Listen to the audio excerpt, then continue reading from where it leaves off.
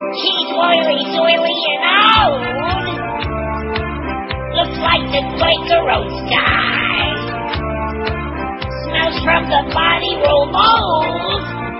Barbara Bush has body salesman eyes. Both of her eyes popped out. It happened when she realized she raised more criminal clowns. Barbara Bush has Marty Feldman eyes. And she's nasty, old and crafty. And she raised more plates than Nazis. She's atrocious and takes some bricks to anyone who says they want no Bush. Walks like she's carrying a bowling ball between her thighs and has Marty Feldman eyes. She doesn't mean to score, as if she's always surprised. She's wiggle when she talks. Barbara Bush has Marty Feldman eyes. All right. She gave us George Bush and Jeb Bush, not to mention Bill and Robin Bush. Filthy rich and fat, and smells just like the magic sauce on a Big Mac. Barbara Bush resembles Ernest Borgnine on a bad day with Marty Feldman eyes. Now that he mentioned, did you ever see Ernest Borgnine and Barbara Bush together? Same person. That's beautiful. I love that. I might just play that all day today. We see where Geldy went. He's got a new singing career. Now that we got all this extra time today, we have a quarter hour more than we had on Tuesday. Although not quite as much time as you had yesterday because you are paying a penance now. You're paying your penance. I don't have any luck. So that's the way it goes. They finished up at 10:56 this morning on the Stern Show, which is really very magnanimous of them, giving us this extra, 19 minutes more than we had on Tuesday. Should we play an ID or something? WQM Miami Fort Lauderdale? Okay. I can play that spiffy new legal ID to make Clarence happy. And by the way, Clarence, I would take a look again at that schedule you have on the where it says the Howard David Show. Howard Stern Show, Neil Rogers and Sports round the clock. WQAM, Miami, Fort Lauderdale. Okay, now don't go anywhere. That was just the idea. I was panicky that Josh might play spots or something. Huh? Don't worry. Well, how do I know? We don't know what's going on. We're just flying by the seat of our ass. So speaking of that, well, we got, and also Gary, I'm glad you came back to your senses. Whoever Gary the Faxer is, I guess you know him, right? Oh, I know of him. He's one of our sponsors, or at least they are over there. Are they really? Well, like I said, we love Gary and his people a lot. Whoever, just tell his people to talk to our people. But a little confusion there because we can't stream the Stern Show, and I certainly hope Robert Grieper has pressed that button in the control room before he goes home, before he goes to one of his Triple K meetings. I got Eric on the case now. If he doesn't hear streaming when I tell him that the show starts, then he tells me and I tell them. Tell him to call Muff, or he tells you. Well, that's even better because Duff might have some inside business to take care of. Rectum. So he tells you and you pass it right along. Get that streaming going the moment that the Stern goes bye-bye. Because we can't stream the Stern Show because it's much too important for that. And God forbid that people should actually be able to go online and hear it. Which I still don't understand that. I don't understand why Phil charges people to get on his website. Are you sure? Doesn't he? Yeah, he does. Maybe that's why he's got so few hits on there. If you look at the stats on his website, it's like anemic. Even though he's on 80 zillion stations. And that's because who in their right mind wants to pay for some crappy website or even a good website? I wouldn't. There is no website of any kind. I don't care what's on there. Well, I can think of a few things. But short of that, I can't imagine anything that you'd pay in a non-sexual nature, right? Right. That you would pay for to see, to read, to have access to on the Internet. I can't even imagine. A dead celebrity, although you probably don't even know who it is, Elmer Bernstein. Who's that? Oi! The versatile Oscar-winning composer who scored such movie classics as The Ten Commandments, The Magnificent Seven, To Kill a Mockingbird, The Great Escape, and True Grit, rhymes with Schmidt, died yesterday. He was 82. What? Elmer Bernstein. Bernstein died in his sleep at his home, said publicist Kathy Mouton. She said Bernstein had been in failing health for some time. He was nominated for the Academy Award 14 times, most recently in 2002 for Far From Heaven. Do you see that? No. Oddly enough, his only Oscar win was for the 1967 film Thoroughly Modern Millie, which was one of his weaker works, so it says here. Among his more notable efforts were the scores for Some Came Running, Birdman of Alcatraz, The Great Escape, Hawaii, The Great Santini. Oh, I love The Great Santini. With Robert Duvall, maybe the best actor of all time. Cast a Giant Shadow, My Left Foot, A River Runs Through It. A River Runs Through It. We like that movie a lot. Sure. Devil in a Blue Dress, and Gangs of New York. He also composed several works for symphony orchestras. He's dead. He was 82. He was sick for a long time. Now, we better hurry it up because we got 2 polls today and only what turns out to be a 3-hour show today. Plus, we got to play the replay of the Marlin game from last night. Sorry you're so upset about that.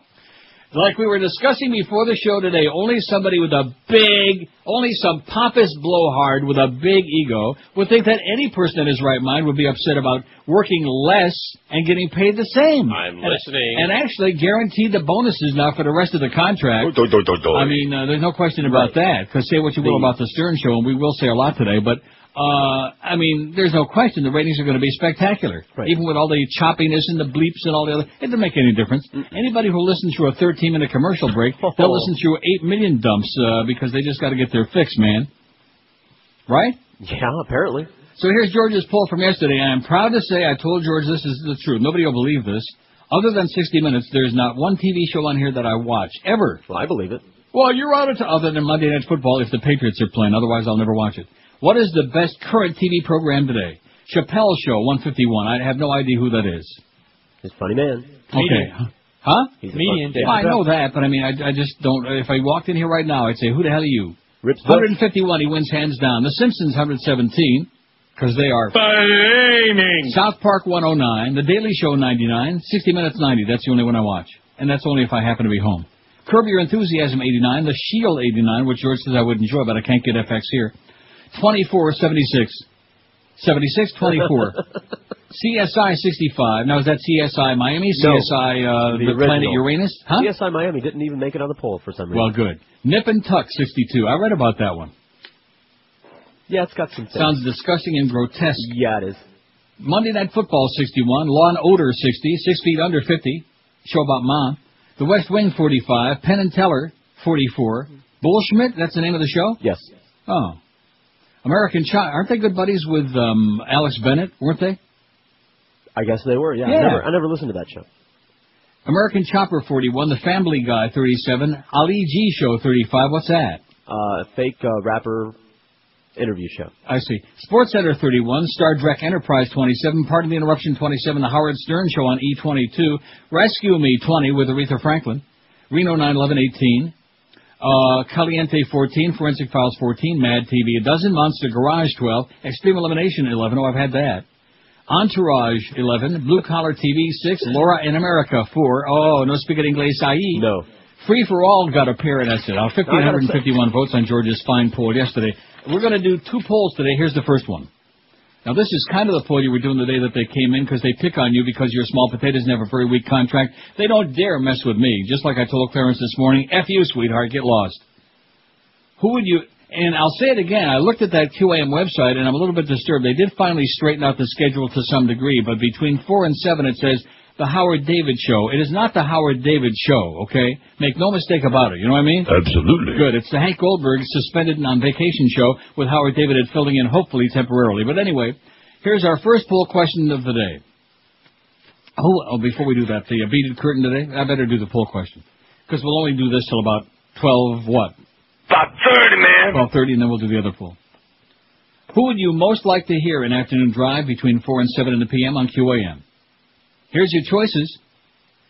Now, you did a similar poll, but that was about basically who should be doing the show with Mo if he winds up getting the show. Right. God forbid. I think God forbid was what won. Right.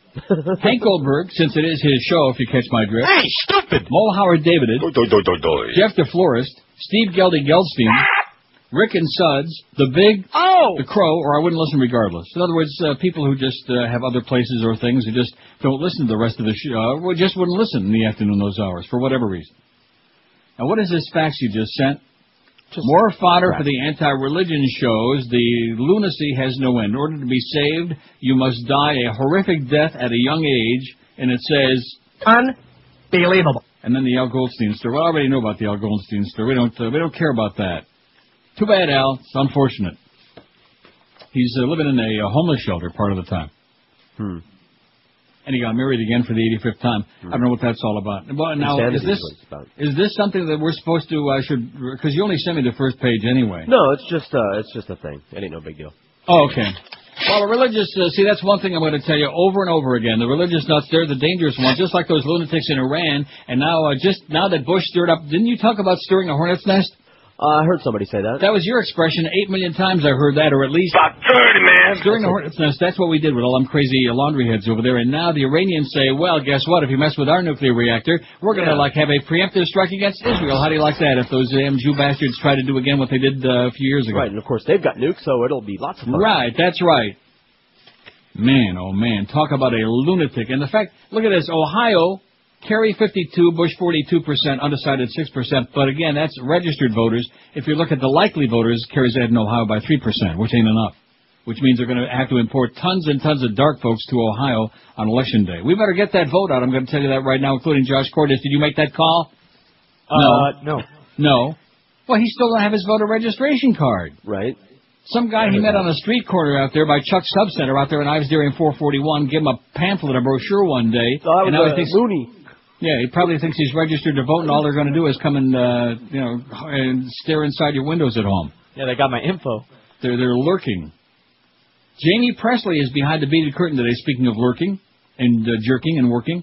July 30th, 1977, she was born. That makes her 27. Born in Kinston, North Carolina. And do you know where that is, since North Carolina is your neck of the woods? Thereabouts. Down the road. I like these 3-hour shows, man, or less. What's not to like? No, I'm serious. Wait, no, we're upset about it. That's what I'm supposed to say. Oh, no, we're not. We're not going to lie just to make some crusty old fart happy, okay? You silly old coot. God, is he an idiot. Oh, I know what's really going on. See, the problem with you, Mo, is you don't really know what's going on with the whole human race. You're so out of touch. Anybody that would have Dennis Miller as a guest on their show, what does that tell you? Haven't I always told you it's a cluster fork, that whole sports fraternity? They're all in bed together and they're all like eating out of the same trough. It's an incestuous thing. Anyway, Jamie Presley is behind a beaded curtain. If you're over the age of 100 and have several pieces of ID, John Ashcroft has got those beady eyes staring at you, so keep your hands above the counter when you're looking. And you must be over the age of 110. Let's see, Cruel World, that's what she's filming right now. Death to the Supermodels, Evel Knievel, made for TV. The Karate Dog, oh, that's one of my favorites. Torque, Footprints, The Johnny Chronicles, Demon Island, Not Another Teen Movie, Ticker, Joe Dirt, Tomcats, 100 Girls, MTV Rock and Jock Bowling, Poor White Trash, Best Actress, it was the name of the movie, Jack and Jill, just a whole bunch of crap. Also produced Death of the Supermodels this year. She was the producer. How do you like that? And, let's see, her self-filmography. What was the other stuff I read? Actress? I don't get it. Inked, Spike TV VGA Video Game Awards, Totally Gay, MTV Bash with the hated Carson Daly. Boy, do I still despise him. I never see him anymore because I don't watch MTV, although we do get it here. But I can't stand him. Gay. What does that mean? Are you saying he's gay? I didn't say anything. Oh. Let me see. Let's get this other poll going right away, the first one, because the second one we're just going to do our presidential poll. Who would you like to hear 4 to 7 in the afternoon on the Hank Goldberg Show? 4 to 7. Very interesting results, too. Hank Goldberg 19, Rick and Suds 18 so far. We did the first peak. I wouldn't listen regardless 7. Jeff DeFlores 7. The Crow's got a pair. Mo Howard David has only got 2. Only got 2 out of the first 56 votes. That's pretty weak, Mo. The Big has got 1, and Geldy has got the Big. Oh, how freaking embarrassing, you little twerp you. Now, let me say this also to keep the hockey fans posted, all 10 of them. It looks very unlikely that there's going to be any hockey season. In fact, I wouldn't even think a partial season the way things are going. The talks are like at an impasse, and the league wants a salary cap, and the players' union and the players, the selfish, greedy players, we don't want no salary cap. And as a result, they've reached they're at the fork in the road. And I think they're going to fork all the fans because there ain't going to be no season. So what they're going to do is they're going to take this bogus world hockey tournament that's coming up, and they'll glom onto all the money from that and split it up very happily. And then they'll say, well, now we're going to go our separate ways, and we hate each other, and we got a bunch of money stashed away so we can survive, and screw the fans again. So the reason I mention that is because Geldy is supposed to be the voice of the Panthers, right? Yeah. Because we don't have him on the station now at all, do we? I don't have him. Is he on? Josh doesn't have him. No, I'm just saying he's just vanished. And, of course, since it's unlikely there will be a hockey season, he ain't going to be doing no hockey games this year. I would say OUT is what it sounds like to me. The Howard Stern Show. Neil Rogers. Bye, Monday through weekday. And sports around the clock. 560 QAM. No. I love this show. Well, congratulations. Get a life. Bye bye, tell me bye bye. Bye bye, tell me bye bye. Now you're the voice of the station, Panthers long as the fans can stand your scream. Like those in your no one around here is gonna miss you. No. Get that obnoxious little doo-doo out of sight. For no square alive. Bye, Chelsea, Chelsea, bye-bye. Bye-bye, Chelsea, Chelsea, bye-bye.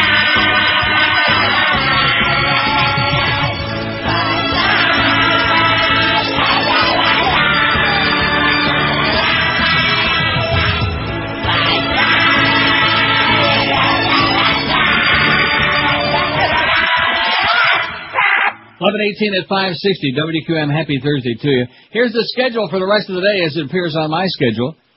Mad Dog, Jim Maddich, 2 to 4, one of his rare work days during the summertime. Then we got the Mo Howard David appearance on the Hank Goldberg show, the suspended and vacationing Hank Goldberg. The big at Hooters in Pembroke Pines, 7 to 10 tonight. And then at 10 o'clock, wow. Have you got that spot handy? What is that thing that you played before with Lenny Martinez? Oh, it's in yours. It's just type in Lenny. It's in my thing? Sure, Lenny 4 budget. Take the mystery out of renting a car or a truck in Miami. there are 4 of them rotating on there. Oh, man. You press it again, you'll get a different one. Whatever your driving needs, Budget has a vehicle for you. Got a business trip? Rent a luxury car. But wait, there's more. Budget's new frequent renter program now gives you a choice of awards. Earn free rental days. I think Lenny and the Crow, man, that would be a hell of a matchup, don't you? Experience what winning is all about when you rent from Budget. We've got a wide variety of cars and trucks. Unbelievable. What an idea. Let's put them on the poll. Lenny and the Crow. Well, at any rate, we got Curtis Stevenson, who does a fine job, and Lenny Martez, Curtis and Len show, as Len will add some comic relief 10 to 2. I guess Ed Kaplan's on vacation or on the way to plunge his guts out somewhere. Hey. And we got no Marlin game tonight. They got, I guess, a travel day because they beat the Dodgers again last night, I do believe. They're going to San Diego to play this weekend. Am I right, Josh? They won last night? That's right. Well, how about that? Braves won, too, though, so they're still 8 out, I believe. Fahrenheit 9... I beg your pardon? Well, we're going for the wild card. Oh, yeah, right. Fahrenheit 9/11 director Michael Moore signed a deal with Simon & Schuster to publish a collection of letters sent to him by U.S. troops stationed in Iraq. Slated to hit shelves in November, the book's title will be, Will They Ever Trust Us Again? The letters were received by Moore during the past year, and much of the correspondence was directed to his website, michaelmoore.com. I'm proud to give voice to the troops who have written to me, Moore said in a statement issued by Simon & Schuster. The Viacom-owned publisher is additionally releasing the official Fahrenheit 9/11 reader to coincide with the documentary's DVD home video rollout in October. The reader contains the full transcript of the film released by Lionsgate Films, as well as additional material that wasn't in the original film. To date, Fahrenheit has taken in more than $115 million in North American box office, a record, and Sony will release it on video October 5. Just a little less than a month before the election. Isn't that great? It's something. Oh, and a 47-year-old New Jersey doctor came forward yesterday to claim that he's an ex-lover of Golan Chappelle, the man at the center of that gay sex scandal involving New Jersey Governor Jim McGreevey. I was with Golan when he wasn't with Jim, said Dr. Michael David Miller, who described his relationship with Chappelle as sexual. I was never with him when he was with Jim. I'm monogamous, he'd be saying. Miller's this is in the New York Post today. Miller's stunning claims directly refute recent statements from Chappelle, who has insisted in interviews with the Israeli media that he's straight, and just maybe he might be... Blaming. I like Golan, Miller added. He can be very affectionate. In fact, maybe he brings him to new heights.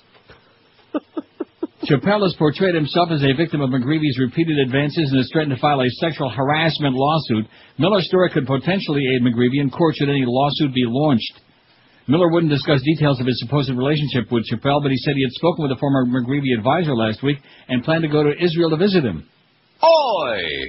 Chappelle fled to Israel to his hometown of Rishon LeZion earlier this week. A McGreevy spokesman said Miller recently approached the administration with this story. In a half-hour telephone interview with the Post yesterday from his home in Livingston, Miller said he had no doubt that Chappelle is homosexual. Oh, no. Not one of those homos. Gay. He's gay, so what, said Miller. The divorce doctor, he was married for 18 years, has 2 adult children, added that Chappelle had been involved with at least 3 other relationships with men that I know of, he said. Last night, with his house surrounded by reporters, Miller spoke to the throng, or is that thong, in only blue shorts and white socks, his hair disheveled. At times cursing and erratic, he alternatively told writers he would talk to them in Hungarian, Spanish, or Hebrew. Oi! Oi! He's a little scattered, a relative member said. Miller, an emergency room doctor, graduated from the University of Zaragoza in Spain in 1982, said he met Chappelle at a fundraiser for McGreevy in 2001. He said that Chappelle had dollar signs in his eyes. His interest in monetary affairs was strange, the doctor went on. Out on a date, he would ask me how much money I have, how many properties I own. We were out for a pleasant evening and to have sex. It took away from the moment. Don't you think it's a weird question to ask? He said. He added conversations with him always ended up with money. Miller said he thought Chappelle was threatening to sue McGreevy because the governor had jilted him. Do you know what a jilted lover is, he asked? Jim jilted him. The married McGreevy, well, he resigned last week, yada, yada. Golan did something so hateful in Jewish society and so hateful in the gay community that I was shocked, Miller said. He was shocked. I wouldn't be surprised if the Republican Party paid him a tidy sum of money to do this because what Golan likes is money. How do you like that? You see how this is all fitting together now right before the presidential election? Right. Let's smear and schmear, baby. Let's smear the queer. Flaming! Which is right up your alley from that poll, those 18 polls you took. Right. Now, what is this? Neil Rogers encore? Get out of here with this ass-licking. Go away. Get out with this silly crap. Man, enough is enough already. Starting to sound like WSUN in Tampa. Remember that abortion? Oh, yeah. Speaking of abortion, I know we have a lot of people out there in our audience who are coming back from vacations during the summertime. I just was on one not too long ago. And this is the time of year when people go out of town and they come back and they turn on their favorite or one of their favorite radio stations and they wonder, holy crap, what happened here? So let me ask you a question. Yeah. What happened here? Man, this Greg Reed, my God, it's like an endurance contest. Can we survive? Can we make it through? Help us make it through the day. Forget about making it through the night. We'll never live that long. Just make it through the day with Greg Reed, who never stops. The shifting and moving and changing and screwing around. And oh, brother, you just want to pass out. And then, of course, it's very easy to say, well, yeah, but now you got Stern with those big ratings, but, of course, we have all the other ancillary things that go along with the Howard Stern program. Do we not? Whatever. Keeping in mind, of course, that for us it's a win-win situation. Right, for us. Same pay, less work, big ratings, big lead-in. What's not to like? Absolutely not. Now, for the audience, for the Neil Rogers audience, the people who have enjoyed this show for many years or for however long, it's a lose-lose situation because, number one, you can't hear anything on the streaming is just dead in the morning when Stern is on. So our internet, the streaming is just dead. Maybe they can play some sports or something. Yeah, you have to keep checking back with us to find out what time we come on. And the same thing is true with our on-the-air audience. They have no idea whether the show is going to start at 10:30, 10:45, 11, 11:15, 11:30, 1:47, 15, whatever the hell he decides that his ego has run out for the day and it's time to go home. And Robin doesn't have any more. Anything else, Robin? No. And then that's it, I guess. Not to mention, of course, the 85 thanks to this one, and thanks to the janitor who did such a good job of cleaning out the trash. It's almost, speaking of endurance contest, it's almost like that's what that show is all about. Well, that's what listeners like. No, I'm talking about this whole concept of how long can we go on before finally kicking and screaming. See what I'm saying? Don't you get that feeling? I do. Like we're spent. Finally, we're squeezing the last drop. God.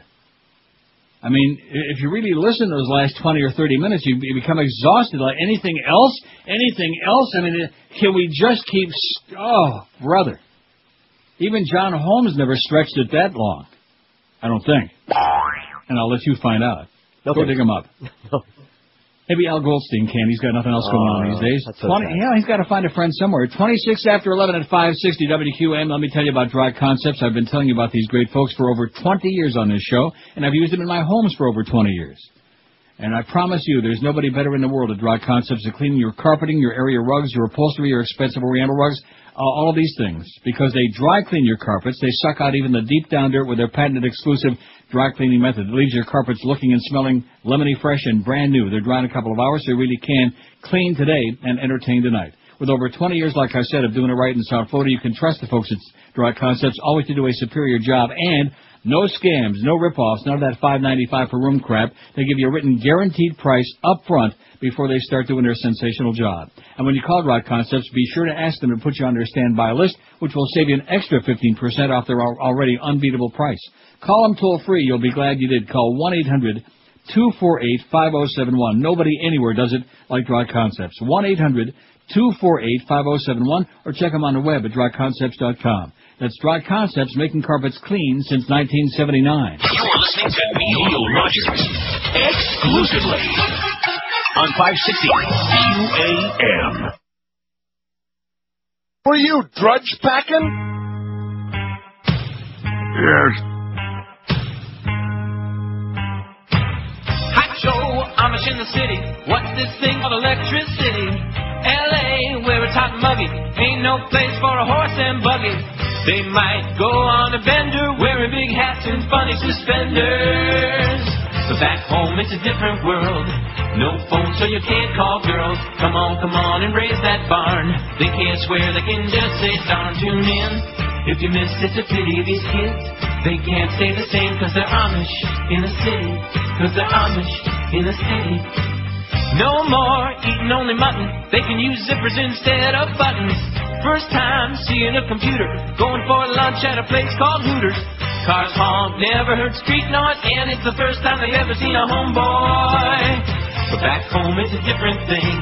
No tattoos or belly rings. Come on and feel no guilt. When you get home you can finish that quilt. L.A., the place is so pretty if they stay. How will they survive when they're Amish in the city? When they're Amish in the city. Well, see, the CD players realized they were short on time. Right. So they're kind of like hip-scopping and hopping and, Everyone's at the program. Skipping and hopping and jumping ahead a little bit. That's okay. I'll put those in the DCS. We won't have that problem no more. I guess that's probably a good idea. At any rate, who the hell cares when you come right down to it? Airport shutdown blamed on perfume. Although before we get to that, better take a few calls here today and pretend that we really want to talk to a whole bunch of people. We just pressed for time. It's already going on noon now. Right. Oh, this is so great. Oh! Yeah. No, you're upset. Oh, that's right. I forgot. Damn. That damn Stern taking all that time off our show. Damn, I wish I could work a lot more. In fact, maybe then we could maybe we could take a couple hours out of Stern's show, too, and come out at 8 and work from 8 till 2. Sounds good. Just to get even. Who would you most like to hear in Afternoon Drive, 4 to 7 on QAM? That's our first poll question today, till about 1, I guess, huh? Right. Or 12:30? 12:30. Hank Goldberg, the Humper. It is his show, by the way. I realize that, I don't want to throw in anything complicated, but it is his show. Hank Goldberg, 72. Rick and Scud, 66. I wouldn't listen regardless, 25. That's about 13%. No matter what we put on, they say to us. That's a raspberry. Jeff DeForest, 14. The Crow, 5. The Big O has got 4. And also tied with the Big O for last place, Steve Geldstein and Mo Howard David. Now, keep in mind, Mo's been doing the show for, a couple of weeks now? I guess, He's been filling in while all this Hank business is going on. And he's tied for last place. Man! I think that's why. You talk about embarrassing. And how is it when you realize that everybody in the world hates you like poison, your ratings have been marginal at best, all your coworkers revile you like pond scum? How can you maintain that gigantic mammoth ego? I guess it's called being in denial. Look. It's like Cleopatra. It's like being in denial. Because I can't imagine any other way. WQAM, Confused Radio. Hello. Hey, Neil. How you doing? Pretty good, Pally. Good. A couple things. On the Jamie Presley thing, you forgot about her greatest movie. She would play the trailer park slut in a Jerry Springer movie that she was in. Okay. Well, tell IMDb they forgot it because I was reading off IMDb. And second, what's going on with the Beasleys? Do they know that I go to the West Coast like twice a week, to deliver products? Yeah. And, since this hurricane, 770 hasn't even been on the air. I mean, don't they know that people listen to AM for advice about when things to do? When are they going to get their station up and running over there? 770 isn't on the air? No, it hasn't been on the air all week. All you turn the station on and all you get is static. That's it. I heard the gerbil got blown away during Charlie. Yeah, I know, but what I'm saying is that you figure they put a generator in there and let the people, the people got battery in their radios. Generator? Are you dreaming, man, or what? Have you ever really listened? Have you ever listened to that station and heard the heterodyne whine on that thing, man? It's unbelievable. Maybe the tower blew over. The time I used to listen to it was years ago. They used to, have you on there. Yeah. And then they took you off we sure don't want to do that. No, we don't want to have that fag on over here. We want to have a bunch of paid religion. Okay, well, listen, Pally, good luck to you in the Beasley suck, thanks, okay? Man. Have a great day. Yeah, the tower probably got knocked down is what happened. Just like that station in Key West that I had the honor of being on for a couple of weeks. I mean, you talk about tremendous promotion. I've had really the right people behind my career. They put me on a station in Key West that had just had the tower blown down during a storm. I don't think it was a hurricane, but some gigantic tropical storm. And the tower was laying horizontal on the ground. In the water. In the water, no less. So about the only thing that might happen was you might get electrocuted if you walked near the tower, but other than that, you couldn't hear it for squat. And the fish got good reception. Oh, brother. It is incredible. Oh, apparently somebody heard your commentary, so the schedule on the webpage has been changed. That's a very, very wise move on your part. These people keep giving us advice. Well, don't say this and don't say that. And you don't know your ass from my elbow, okay?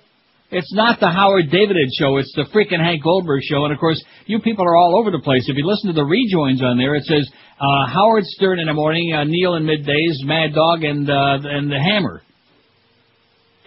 Which I don't think, some people like to hit Mo on the head on the bald spot with a hammer. But other than that, I think that's Hank last time we checked. WQAM, hello. Neil. Yes, sir. Good morning. Buenos dias to you. I love the Neil Rogers Show. Now, this is what I envision when I'm listening to Howard in the morning. I keep Duff with his both hands and his shoes off with both feet. He's got both hands on it, yeah. Both hands on the board, along with both of his feet, dumping everything else that Howard is saying. Now, I was listening to a bit this morning. One of the guys' names, he had a guest on, and the guy's name was the N-word with his last name. Right. And they must have said this guy's name 10 to 12 to 15 times in a row, and Muff only got like 10 or 11 beats out of the 15 times that they said the N-word. It was hilarious, because I get to listen to the 96.1 broadcast from Fort Myers, but what I don't understand is it's a Beasley station also. So I don't get it. Yes, but you don't understand. They don't have the same evildoers living over there on the West Coast that we have in Miami who want to file complaints every 5 minutes. I'd rather listen to it on the Fort Myers station because I could hear everything else. I love your station and everything, but wow, I hear more on the Fort Myers station than I hear. If you live in North Broward or Palm Beach County, you probably would much rather hear it on the Buzz 93.1 FM because they got a much better signal, number one, and number two, they're not bleeping every 2 seconds. Man, but it was hilarious. So I see Duff there with his Nazi armband and his shoes off and his hands on the board, Neil. That's what I'm hearing. He's got both hands on it. Great show. I love you, man. Later. Thank you. That's what Robert Grieper said. He's got both hands on it. I said, who you kidding? Okay, let's take a look at the poll result because this is pretty momentous here. We got an incredible battle going on. This is like Firmed and Aladar. It's tied on mine. It's like Easy Goer and Sunday Silence. Oh, it is? I better refresh again. It was like one vote apart. How many? Well, let's take a look at what I got. Yeah, you're right. Who would you most like to hear in the afternoon drive 4 to 7 on QAM? You people in programming, all you silly people at the station, you better pay close attention to this, okay? And I'm glad you heeded me there on that schedule because that was extraordinarily ill-advised and a bad move on your part, all you experts. You see, this whole idea that we got some bitch over there in Naples or Fort Myers named Joyce who decides what words we can say, and they're giving the Duff all the primer, all the sexual orientation training there on what to dump, What a joke. Yeah, what an embarrassment, as somebody I know might say. What she knows about radio, you can put it in a thimble and have room for a Fat Boy's ass left over. You'll be pleased to know, by the way, that Fat Boy spoke with George this morning. Hiya, Pally! All his fans out there in the audience, Jeff High. I told him, don't die, Pally. Not yet. Not till we get some new copy, anyway. 245 votes in in about 20 minutes? That is spectacular, Josh. We're still tied, 89 each. Holy moly. Oh, you see, yours is refreshing just a tad. Just a scooch faster. Everything's faster down here in Florida. I see. 90-90 is what I'm looking at. Who would you most like to hear in afternoon drive? 253 votes. That is heavy duty in about 25 minutes. Rick and Scud 90, the Humper 90, Hank Goldberg. I wouldn't listen regardless, 32. No matter what you bastards put on, I wouldn't listen. Jeff DeFlores 19. The Crows got 7. I still think that's the winner. Lenny Martez and the Crow. Man, that would be a show. Seldom heard in the annals of broadcast history. Right. Lenny Look out, and the Pixie Crow. and Dixie. Anyway, the Crow has got 7. The Big has got 6. He's the bad. Mo Howard David finally has moved a little ahead. He must have voted again. Mo's got 5. And Geldy, you're out, sweetheart. Poor Geldy's only got 4. He's done. He's finito. He's toast. By the way, I hear toast is toast too, right? I can't wait to get back to town so I can hear Stu Gott September 1 on, right? We're all waiting for that. Although we do say the best to our good buddy Joe Rose. You did a hell of a job, Joe, little dog. Right. And Zach. You're good people in our book, and they got screwed over badly and strung along and lied to. Look for the QM van 5 to 7 today at the Doral Ale House. Stop by for prizes and specials on Presidente beer. The Big will be broadcasting live tonight, or as live as it ever gets with him with that dull sound of his. 7 to 10 tonight at the Hooters on Pines and University. Stop by to win our low-budget QM prizes and enjoy specials on Presidente beer, which means Miguel will be there. I've been telling you about A-Laser Recharge, the toner and recharge cartridge specialist, for the past few weeks on this show, and many of you have called 800-287-9212, thank goodness, and you saved yourself a lot of money on your printing and office equipment supplies. For those of you who haven't called, what are you waiting for? A-Laser Recharge has got inkjets, thermocarbon paper, supplies. They provide service, support, maintenance for most makes and models of machines to make them run just like brand new again. When you call that number, 1-800-287-9212, you'll deal with Just Bob, the sole owner who's been supplying businesses in South Florida with what they need in most cases within just 24 hours. A-Laser Recharge can save you up to 50% on new cartridges as compared to depot pricing. And again, I emphasize all the cartridges sold by A-Laser Recharge are remanufactured, not refilled. Any schlep can sell you a cheap refilled cartridge, but keep in mind you only get what you pay for. Remanufactured cartridges are the only smart way to go. And A-Laser carries a complete line of cartridges for printers, copiers, and faxes, along with Brother and Xerox drums, too. A-Laser Recharge is part of the individualized service. They offer you a no-questions-asked satisfaction guarantee. So if it's toner, cartridges, all of these things that you need, just pick up that phone and call our good buddy Just Bob at A-Laser Recharge. It's a toll-free call, 1-800-287-9212. You can check them out on the web at alaserrecharge.com or call them for real quick service, 1-800-287-9212. You're listening to Neil Rogers exclusively on 560 QAM. In the locker room and pump. 560 WQAM presents Shack Attack, an all-new CD featuring the entire WQAM Sport Hole staff singing in praise of Shaq to their favorite hits. He'd be the man twisting all year round all over town. All the ladies in this town worshiping a big black clown. Wanna kiss it? His contract demands that he can have sex with your woman. Shaq is back. And I don't make him black. He makes us hard. He's our man in those times. Love Shaq. Love Shaq. Love Shaq.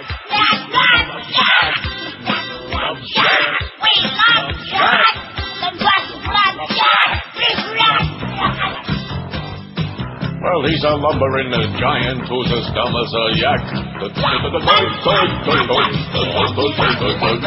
Just the same, we'd like to praise and worship the Shack.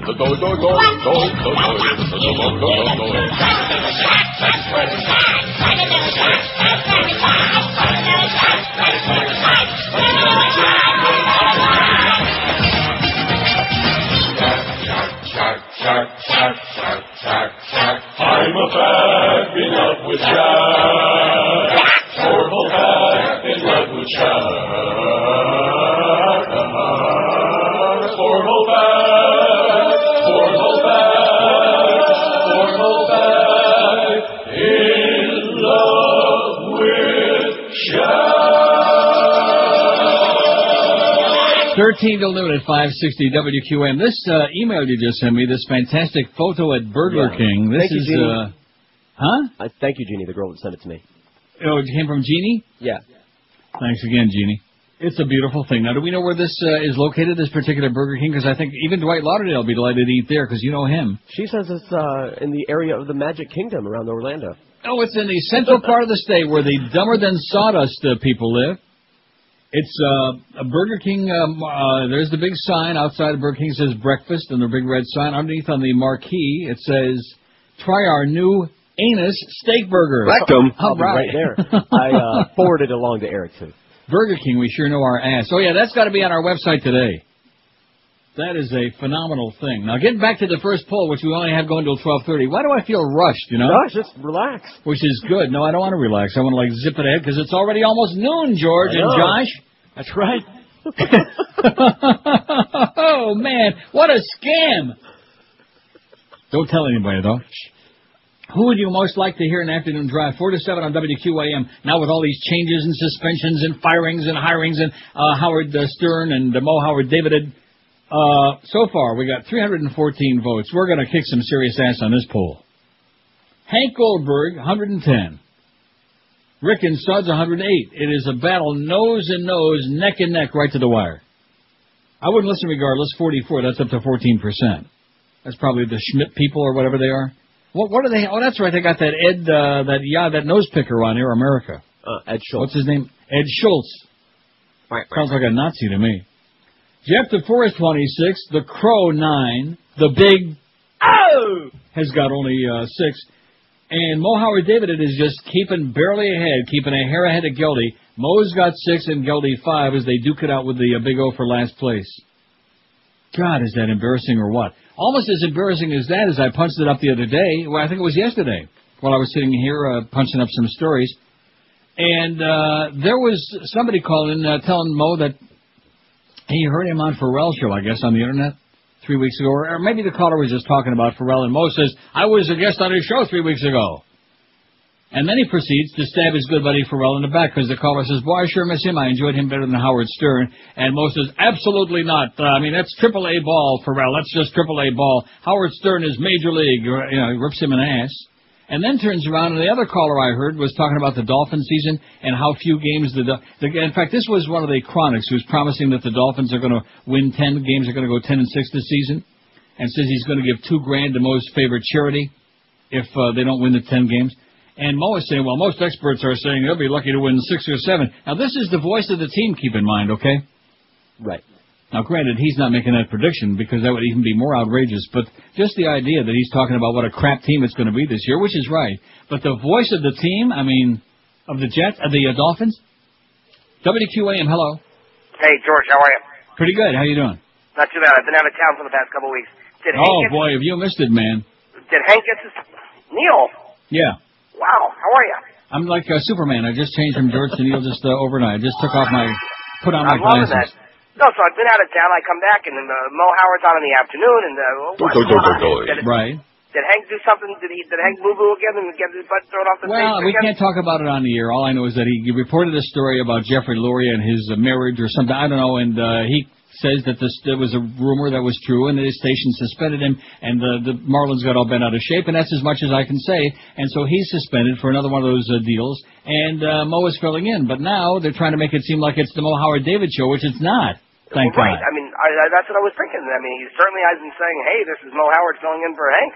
Well, let me just put it to you this way. Stern is on now in the morning. Right. Okay. And it's a crappy version of Stern, too. Right, a chopped up, butchered version. And right. Hank's contract ends in November. Mo has got a year and a half left on his deal, okay? So you can talk suspension, you can talk about all this other window dressing, but this is only my own opinion. I have no information, but it's just my opinion. If you're going to pay somebody off to go away, if somebody's only got 2 or 3 months left on their deal, and then somebody's got a year and a half on their deal, being the Beasleys, who are cheaper than dirt, who are you going to pay off to go away? Yeah, that's kind of a given. Now, what's this other thing when you're talking about Stu Gotts going over to the other station and the sports? What's happening there? 790, man, ESPN Radio. Joe Rose went over there because he got screwed over with the Stern thing, and there you go. And is DeForest going over there, too? Defoe? Yeah. No, the rumor is that if Hank, can I say this? I just did say it. The rumor, we talked about it. The Mofo show that they want Defoe to work with Mo if Hank don't come back, all depending. Defoe and Mo, there's a combination for you. It's going to be called the Mofo show.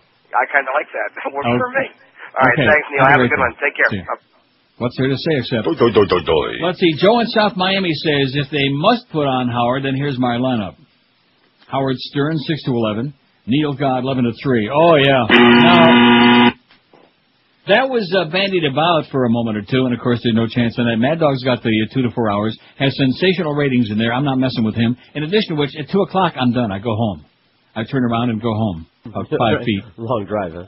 Mad Dog 3 to 6, it says, Defo 6 to 10. I would pick Joe Roseby as the TV thing. Plus, he's going to be September 1st on 790 on ESPN Radio. It says, absolutely no Mo, no Humper, no Geldy, no Lenny Martez, and please, I beg you, no Crow. That sounds like a racial thing to me, don't it? I got your Crowbonics right here, homeboy. I'm sure you do. No Crow. God just don't have a sense of humor. And a sense of smell, either. The Crow smells like lilacs. Well, hey, listen, he smells like, even though he takes a bath in cashmere bouquet and, dabs on a little bit too much, smells a hell of a lot better than many of the people I've been around lately. Oh, God. What is it with these people, out at the casino? It's probably for the best. The people, what does that mean? That they're using all the fragrance to cover up something else. No, they're not using any fragrance. Oh, those people, yeah, well. Those are the people I'm talking about. Holy crap. The people from India, the people from Italy, and believe me, I love Italy, but, what is that? It's that earthy kind of like hair under the armpits, like 4 pounds of hair. Earthy. I mean, come on. And then to top it off, I'm playing a machine the other day, and there's this guy who obviously works at the track at Woodbine, and he's playing the machine next to me. You have never, ever in your life smelled. He's a guy who is obviously around the manure pits. Yeah. And his pits were sweaty, and you have never had any combination of aromas in your life overwhelm you like this. And now he hits like 200 on the wheel. I'm thinking, oh, please lose. I don't know you personally. I don't wish you any bad luck, but please lose. And he finally just, oh, God. Speaking of manure. Yes? The anus picture is up on the site. All right, let's hear it for... Rectum. Yay. Let's hear it for ass. Can we still say that? No. Well, I just did. How do you like that? Let me ask you a question. Go to Burger King. Try our anus steak burger. What kind of sauce? I don't know, but I hear it's dancing cheek to cheek. Yeah, it's a Whopper. In fact, I hear the Beast left it there. It's a Whopper. Takes 2 hands. The biggest anus burger Dwight Lauderdale ever sniffed. A liquid substance that forced authorities, speaking of perfume, to shut down the Fort Wayne International Airport in Fort Wayne, Indiana for several hours yesterday has been determined to be a component used to make perfume, a fire department official said. How do you like that? Not that we're panicking or anything like that. Oh, my God. The airport reopened to incoming flights around 1:30, a spokesman for the airport's public safety department told CNN. American Airlines spokeswoman Lisa Bailey said, I wonder if she's kin to Bill Bailey. Or maybe Jack Bailey used to be the driving champion at Vernon Downs. American Airlines spokeswoman Lisa Bailey said the liquid spilled from a broken bottle in a package of American's Flight 4271 from Chicago's Francis O'Hare Airport. Hazmat has told us that there's no biological or chemical threat, Bailey said. Bob Amber. Oh, is this another Amber Alert? A spokesman for the Fort Wayne Fire Department said testing showed the liquid was a perfume ingredient, but at such a strong concentration, there was a very strong aroma, he told CNN. Even the crow never smelled this fragrant, he said. Airport Authority Director Tori Richardson said 6 people had become sick because of the spill, 2 of them paramedics and 4 airport employees. You know, there are a lot of people who have bad allergies. Right. As you know. Sure. And are allergic to, like, heavy cologne and perfume. People at the... See, there's 2 extremes. Why can't people just smell like okay? You know, they don't have to smell great. Just like okay, you know. Because of God. I see. Because another curse from God, is that what it is? Oh, God. Man. I think next time I go out anywhere in public, I'm going to carry a satchel around me with like some bars of Coast. And beat people with them? No, just start tossing out bar soap. It's kind of like a healthy reminder here. Just a suggestion, just a subtle reminder. 4 minutes till noon at QM when you're moving or renovating. That's the best time to call 1-800-MATTRESS because you can make that first night in your dream home heavenly with a brand new, top quality name brand mattress from Dial a Mattress.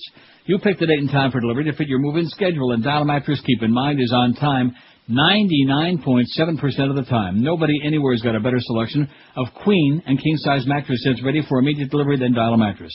When you call 1-800-MATTRESS right now, you'll get a great mattress at a discount price. Dial a Mattress is ranked #1 in customer satisfaction. They were winners of the 2004 Better Business Bureau Local Torch of Excellence Award. When you call 1-800-MATTRESS, you'll choose from the complete line of the top names in the universe. They've got them all. Sealy, Serta, King Coral, Simmons, Tempur-Pedic, and even Stearns & Foster Hewitt. Everybody with a brain, including yours truly, I've been calling these people for years, has called 1-800-Mattress for their bed, and you ought to do the same. Log on to them on the web at mattress.com or make that call right now to guarantee you a great night's sleep for months and years to come. It's an unbeatable deal all the way around. Great selection, unbeatable prices, and, of course, delivery, top-notch. 1-800-Mattress, 1-800-MATTRES. You're listening to Neil Rogers exclusively on 560 QAM. Josie, whenever I'm in town, I listen to... Wait a minute, I am in town. It's the 12 to 1 hour. That!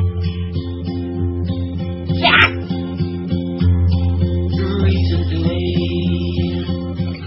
Paul admitted he was a druggie.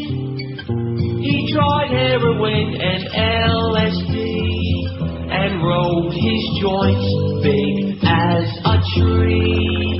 It's no joke, it's no joke. When he wrote this song, he was on coke in a hotel room all filled with smoke. He offered Ringo Starr a toke to come clean after all these years takes lots of guts. I knew they were high when they got those dumb haircuts. Lots of pop, lots of pop. Explain why Paul's eyes were so bloodshot, and why John believed Yoko was hot. If he weren't stoked, he'd know she's not. When the Beatles were big, there were drugs everywhere.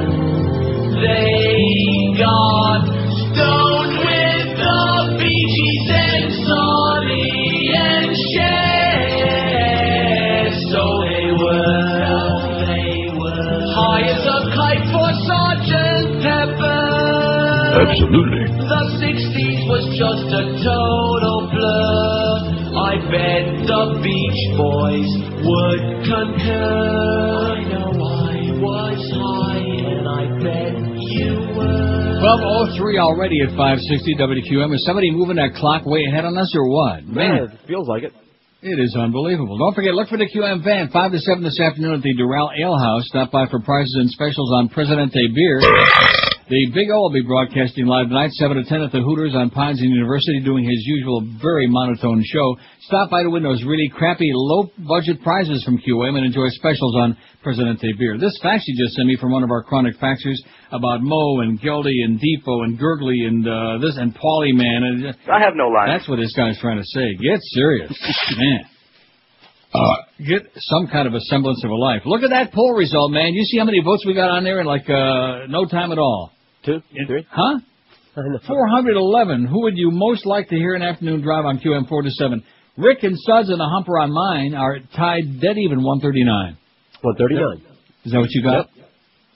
139 apiece. Oh, look at that. Now they're tied again at 141 apiece. Can't break the tie out of 420. I wouldn't listen regardless, 57, 13.5% hard asses. Jeff DeForest, 41. The Big O's got 13. The Crows got 11. And that Morning Tandem, man, they're sucking wind. Mo Howard David, who's filling in temporarily right now on the Hank Goldberg show. Mo Howard David's got 10. And Geldy's got only 6. Oh, brother. They really miss you. Not. There's so many things that are just like a state of mind, you know? Yeah, what are you thinking about? Just a state of mind. Like, I guess Geldy is the Rascal House of morning radio. Joe's is what he was. In his own mind, of course. 5670560, pound 560 on the AT&T and Verizon wireless line. In fact, I'm thinking that probably a good idea would be for our people, maybe we can get Robin Quivers' fax number there on the Howard Stern show. And we can fax her a lot more of those news stories so that when Howard keeps saying, anything else, Robin? So that like she almost never runs out till about 1:30 would be good. What a great idea. Because we got to get a few spots in. WQAM, hello. Hey, Neil. How's it going? Yes, sir. Great. Glad to hear you, man. And congratulations on the new hours and same pay. All right. I was just listening to your commercial that you were saying about the Ale House. And it occurs to me, why are you allowed to make a burping sound, which is a bodily gas, and you're not allowed to make the other sound, which is a bodily gas, but out the opposite end? Tell that lady to think about that one. Well, generally speaking, I would think that burps usually, although not always, smell better. Yeah, but who's smelling on the radio? Hey, that's going to be the new thing. We got the new QM smell-o-vision coming, man. All right, Neil, have a good day. And you too. Right? Sniff this. Oh, man, that one smells good. I mean, if you're in a crowded elevator, what would you rather? If somebody's going to belch or somebody's going to fart? Is there any question about it? Depends if they had a Greek salad lately. I see. A geek salad? Depends on if they had Greek lately, is what you're saying? Rectum. Now you're back to Burger King again. It always goes back. Maybe they had one of them famous anus. Now, what do you think that really said on that sign or was supposed to say? Angus. Yeah. Oh, Angus beef. See, I'm a little bit slow these days. I forgot about that restaurant chain, the Black Anus. Remember them? Of course, and they got the campaign now at Burger King. They're promoting. In fact, Dwight Lauderdale said that was his favorite, that Black Anus, next to Ann. Never had that. Black Anus? Nope. They're out of business. Too late. Actually, that was not a bad place. No, Black Angus. Let's do another one of them shows where we reminisce about all those restaurants. What was the place where they had all the peeled shrimp? Oh, come on. Sizzler. No. Close. That was fried shrimp. One of those kind of dumps. I mean, one of those kind of places. Is Sizzler still in business, aren't they? I don't know. Not around here. No, I don't think so. No? Oh, this was very big in South Florida. That was what they were famous for, because I don't really care about peel and eat shrimp. Oh, peel and eat shrimp. WQAM, hello. Hey, can I speak to Neil? Yes, sir. Hey, Neil, I was wondering if you ever watched that Growing Up Gotti show. What do you think of that show? No, I saw the promos for it, and I think it's really pathetic, okay? I think they ought to put all their ass in jail. You think, like, these reality shows are, like, kind of staged? I kind of think they are. No. You mean like the Jerry Springer show and that stuff? Kind of staged? No way, man. You mean like they're scripted and like the whole thing is just a scam to milk this thing until finally the public is so overrun with reality that they want to go back to fantasy? Reality, my ass. My anus. Boy, no wonder I can't stand Burger King. I knew something tasted bad there. Oh, man.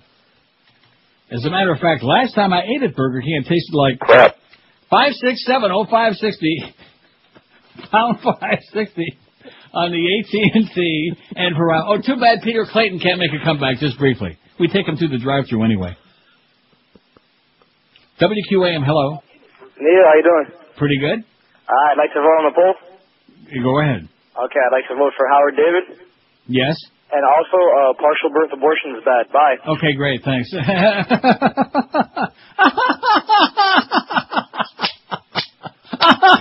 was great. That was sensational. Oh, and by the way, speaking of politics, my right-wing Cuban friend, that's just one of the little circle jerk crew. Of course, yes. Breaking ranks with his party and reversing his earlier stance. His senior retiring. That was the one that called on Tuesday about how I'm jealous that I can't have guests like Dennis Miller. Nice try, Pally. He also used that same line with me the other day. Give your boyfriend a big kiss right on the lips, okay? A little tongue would be good. In fact, maybe you can take him to Burger King. Breaking ranks with his party and reversing his earlier stance, a senior retiring Republican lawmaker said yesterday that the military strike against Iraq was a mistake, and he blasted a massive failure of intelligence before the war. And, of course, he is absolutely correct, sir. The unexpected four-page statement came from Representative Doug Baruder of Nebraska, who until earlier this month was the vice chairman of the House Intelligence Committee, a panel that reviewed much of the evidence the administration cited before going to war.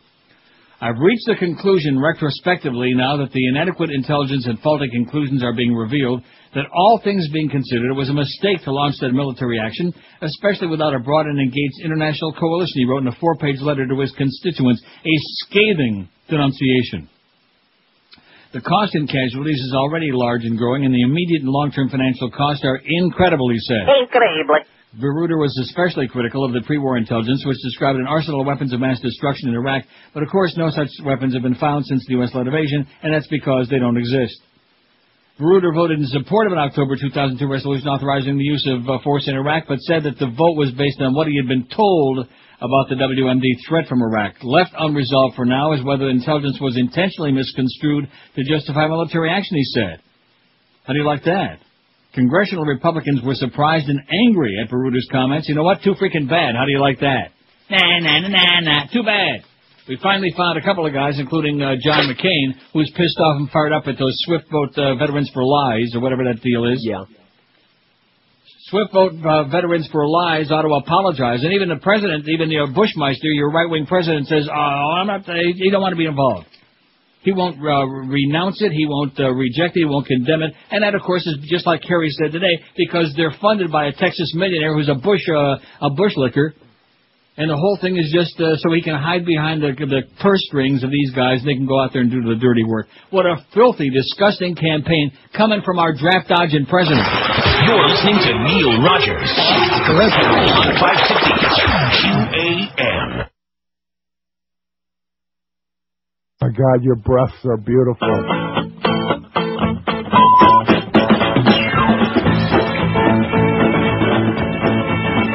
I'm dying over here. Oh, we're fine. Absolutely.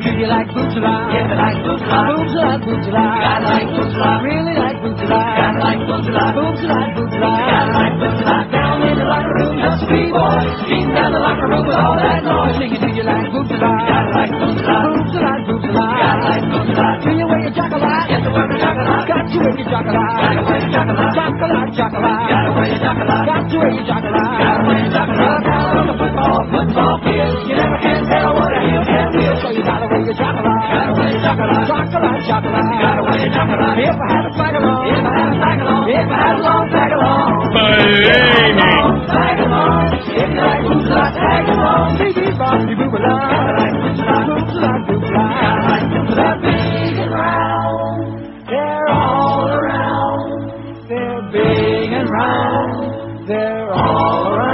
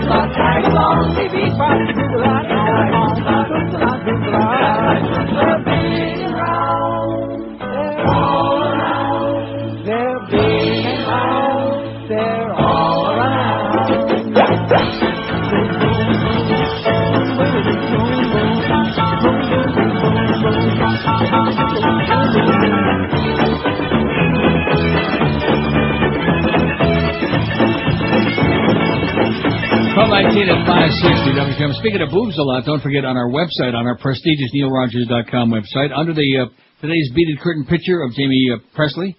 I know she ain't keen to Elvis. Under the picture, there's this. Still, we got all them boobs a lots. Yes.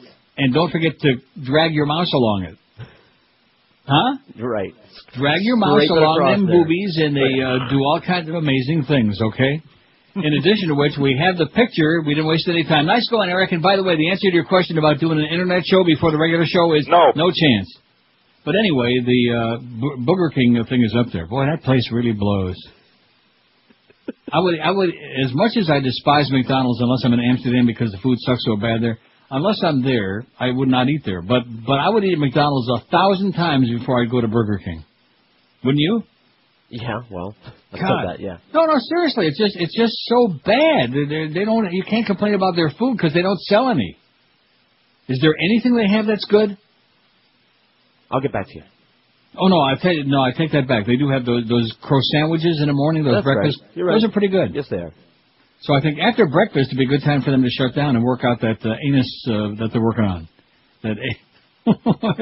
Just to look at that thing, it's such a beautiful thing. And, of course, you don't think it might be somebody like illiterate? WQAM, hello. Hello there. Yes, sir. Hey, Neely. Listen, a couple of answers for you. I don't know if anybody called. Beefsteak Charlie is the one with the shrimp. That's the one, Beefsteak Charlie. I wouldn't have thought of it again for 100 years. Right. They used to be great down on 17th Street. Right. And then also 103.1 up here in Palm Beach is the one that carries the buzz. The buzz, right. Yeah. I think you said 96.1. That's the one over on West Coast. No, I said, what is it again, 103.1? 103.1. Oh, I said 93.1. Well, I had one number right anyway. Yeah, same difference. And the only good thing at Burger King is the onion ring. Oh, no! I can't believe you said that. You were doing so great until that moment. Well, for a quick fix, you know. Oh, but there's no onion in them, man. They're just batter. Even the Marlins never had so many batters. It's minced onion pieces. Yeah, mince is the word. Put by your head, pal. Have a great day. You too, Neil. Thanks for the info. Beefsteak Charlie, you remember that? Absolutely. That was a good place. Wasn't bad at all.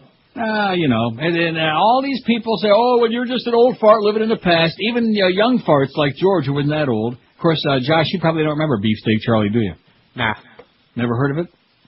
Don't think so. You don't even remember Lums? No. Or Wags? I don't care what anybody says. Also, Wags was damn good for what it was. Right. I mean, where would you rather go, like at 11 o'clock at night or 1 in the morning? Wags or Denny's? No contest.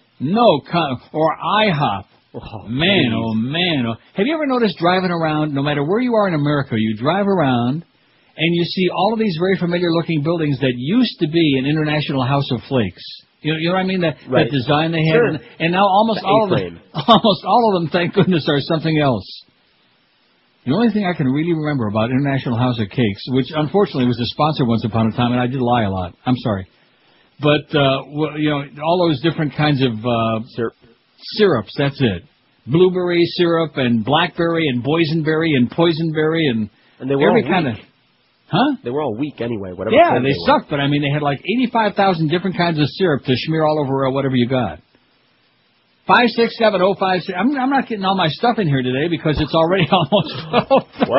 Oh, I can't handle this. And Christ, I got to come back and do another show next Tuesday. Oh, you know something? The party's almost over. Boy, it sure goes by fast. Yeah, don't it?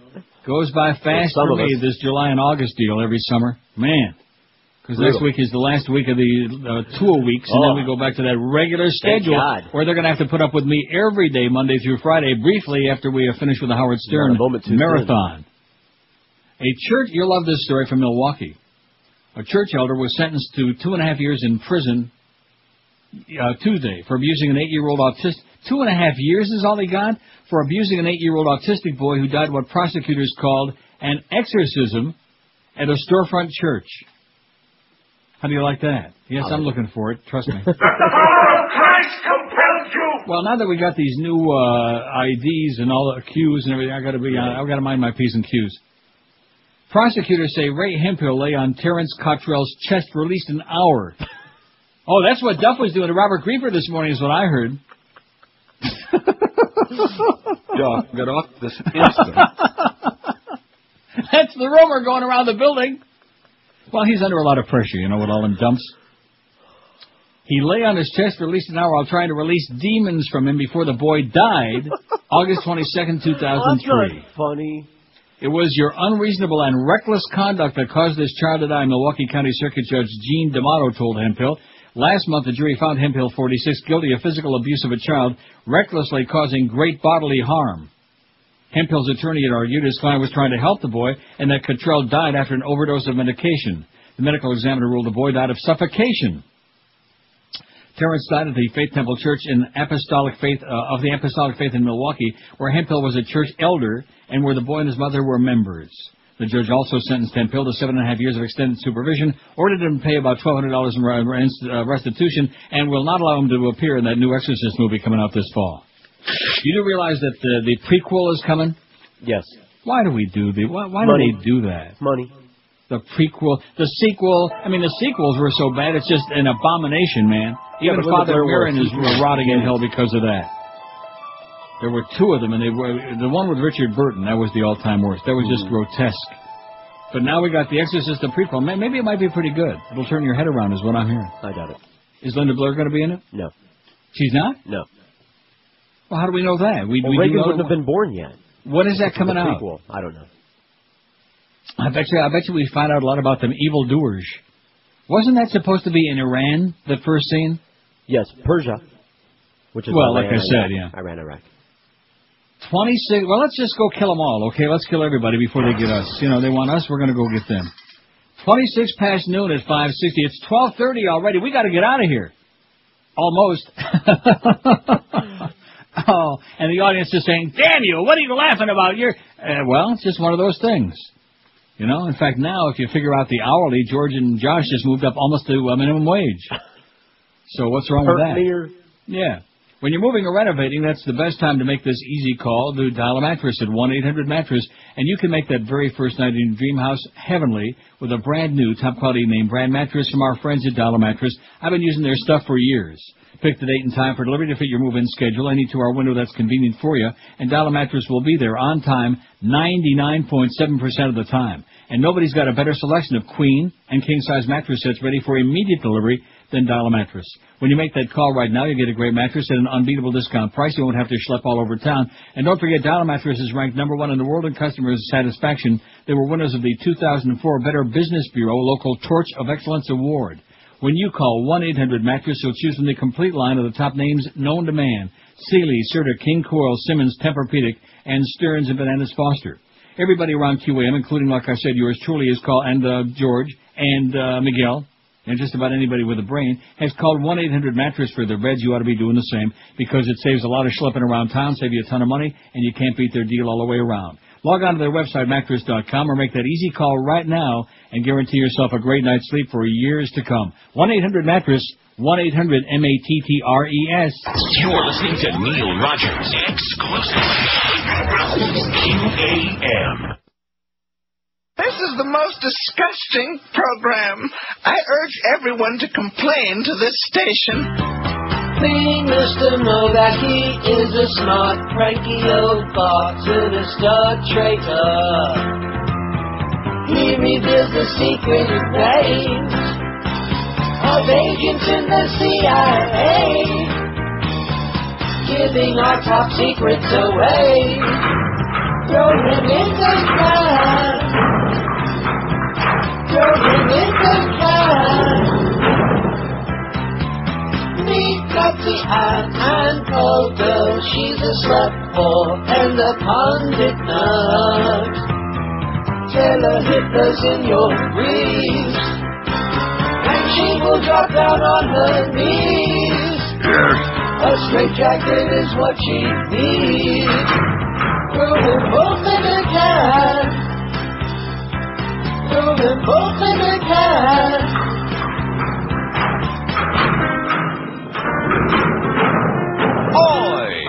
12:32 at 5:60 WQM. Happy Thursday to you. 501 votes. We're ending this poll right now, and look how it ends. I see it.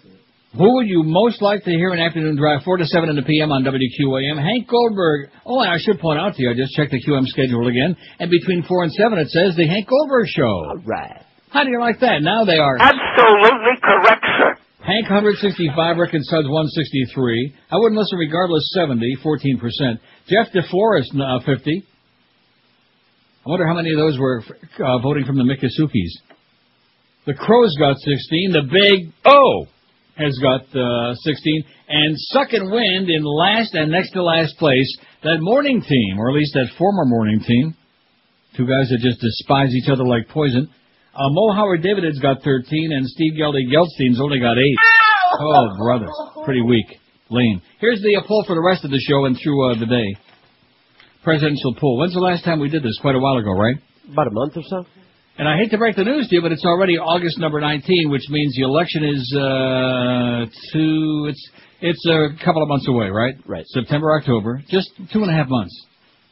Going to be here before you know it. Let me say it also. Kerry is leading Bush in Ohio, 52-42 among all registered voters. Among likely voters, he's only 3 points ahead. North Carolina, Bush is only ahead by 3 points, as John Edwards is making a little bit of a splash there. So I'll give you a chance to play that. Play that thing. Splash sound sucks on this thing. It really is bad. Bush 48. In fact, I would think that might be something that we can't play when you come right down to it. Bush 48. Kerry, too bad Mom made a run. She could identify it. Kerry 45 in North Carolina. A lot closer than I'm sure the Bush people would be happy to see. Presidential poll, who will you vote for? Bush, Kerry, Nader. I won't vote, or I can't vote. I'm not eligible, which means either you're too young or you just got off the banana boat like George, or for a multitude of reasons. Oh, yeah. Huh? Did I leave anything off? Dead. No, they can vote in Dade. Oh, the Dade people can vote in Dead. No question about that. In fact, the more the better, as long as they vote for Kerry. Yeah, we're going to bring in a whole bunch of dark folks from outside. We're going to bring in a bunch of dead people. We're going to send in zillions and zillions of phony absentee ballots. You think you guys stole the election last time? You ain't seen nothing yet. We're going to have people that have been dead for thousands of years. We're going to have like the founding fathers are going to be voting again.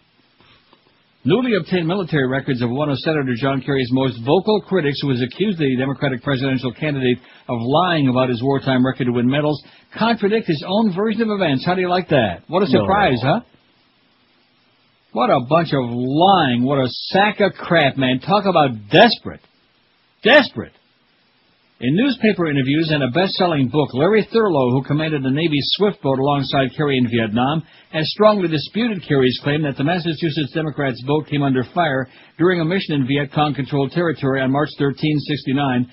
Kerry won a Bronze Star for his actions that day, but Thurlow's military records, portions of which were released yesterday to the Washington Post under the Freedom of Information Act, contain several references to enemy small arms and automatic weapons fire directed at all units of the five-boat flotilla. No connection to the famous Freedom Flotilla. See. Thurlow won his own Bronze Star that day, and the citation praises him for providing assistance to a damaged Swift boat despite enemy bullets flying about him. That's in his own citation. How do you like that? Liar, liar, your pants are on fire, Larry. And all you other Farbissina Goyim out there. It's just shocking. And let me ask you one further question about all these things. Yeah? What does Vietnam have to do with anything now anyway? Oh, yeah, right. Nothing. See, even if he didn't, even if there wasn't gunfire, which there was, but even if there wasn't, at least he was there. Right. He signed up. He didn't have to. He enlisted. Nobody had to drag him kicking and screaming. He enlisted. He went voluntarily. He showed some balls, big ones, as opposed to our draft-dodging vice president. 4 times he was otherwise occupied. 5 times, I'm sorry. And, of course, our AWOL president, who pulled some strings, just like he's quoted as saying there in the movie in Fahrenheit, pulled some strings from Daddy and his friends, some connections, to get into the National Guard instead of putting his life on the line. And then even couldn't show up when he was supposed to. What a joke. How is it possible to be so stupid? It's right there in front of you, and I'm going to tell you one of the main reasons that the public is this stupid. The media is sick and needs help badly. It's unconscionable. You grave robbers, there's that wolf club blitzkrieg right now. Study this over a minute. Yeah, study this, you idiot, you Nazi bastard, you bearded jerk, you jackass. 5670560, pound 560 on the AT&T and Verizon wireless line. So the other poll winds up with Hank edging out Rick and Suds. But Rick and Suds still pretty popular with our audience. I'd be telling you that right now. And, of course, if we put Rick and Suds on, oh, my God, can you hear the gnashing? The sports and Barry Jackass and Jim Sarney would be running around with picket signs outside the building there. The sports nerds would be peeing there. Oh, one other call I heard on Mo the other day. One, there were like 4 or 5. I did listen for about 5 minutes because he was ripping Pharrell, which I thought was really a stab in the back. Guy calls up to ask, and this is what sent me diving to the other room. Guy calls him up to ask him about how come the Dolphins on 3rd and 33 did such and such in an exhibition game the other day. I mean, is that incredible or what? Talking about sports minutia in a meaningless exhibition game. Anybody who is involved with this crap, to that, you definitely need a lobotomy, man. I have no line. Give me a break. Speaking of incredible. Yes? I got Bo Griffin on the TV on Good Day Live. Remember our good friend Bo? Yes. She has tripled in size. Oh, no, and you want to know why? Because God is punishing her for bitching out our good friend Joe Costello. Oh, and Joe Costello, by the way, did you mention it? Yes, indeed I did, and I spoke to him yesterday about it. Congratulations, Joe. Nice going, Joe. He's doing the NASCAR, the racing stuff on, is it XM or Sirius? It's XM. On XM radio, so if you got DC as we speak, broadcasting from there. Excellent. So, see, here's another guy that escaped QAM. And, of course, you remember those days when Greg was saying, oh, I want to bring back Joe Costello with Mo and Mo. And now, Greg, you talk so much crap. Man, in fact, send Greg Reed out for lunch. He'll probably go straight to Burger King after he finishes with his sushi place. He'll go to Burger King for some of them anus burgers. No, seriously, that's his specialty. Crap. He's the crap master. Well, let's see. Speaking of crap, let's take a look at that presidential poll. Not the greatest choice in the world, that's for damn sure. 36 votes on there on the very first flash. Boy, we got a big response. We had over was that correct? Over 500 votes on that first poll? Yeah. And we only came on like 10 minutes ago. By the way, anything else, Robin? I'll go check.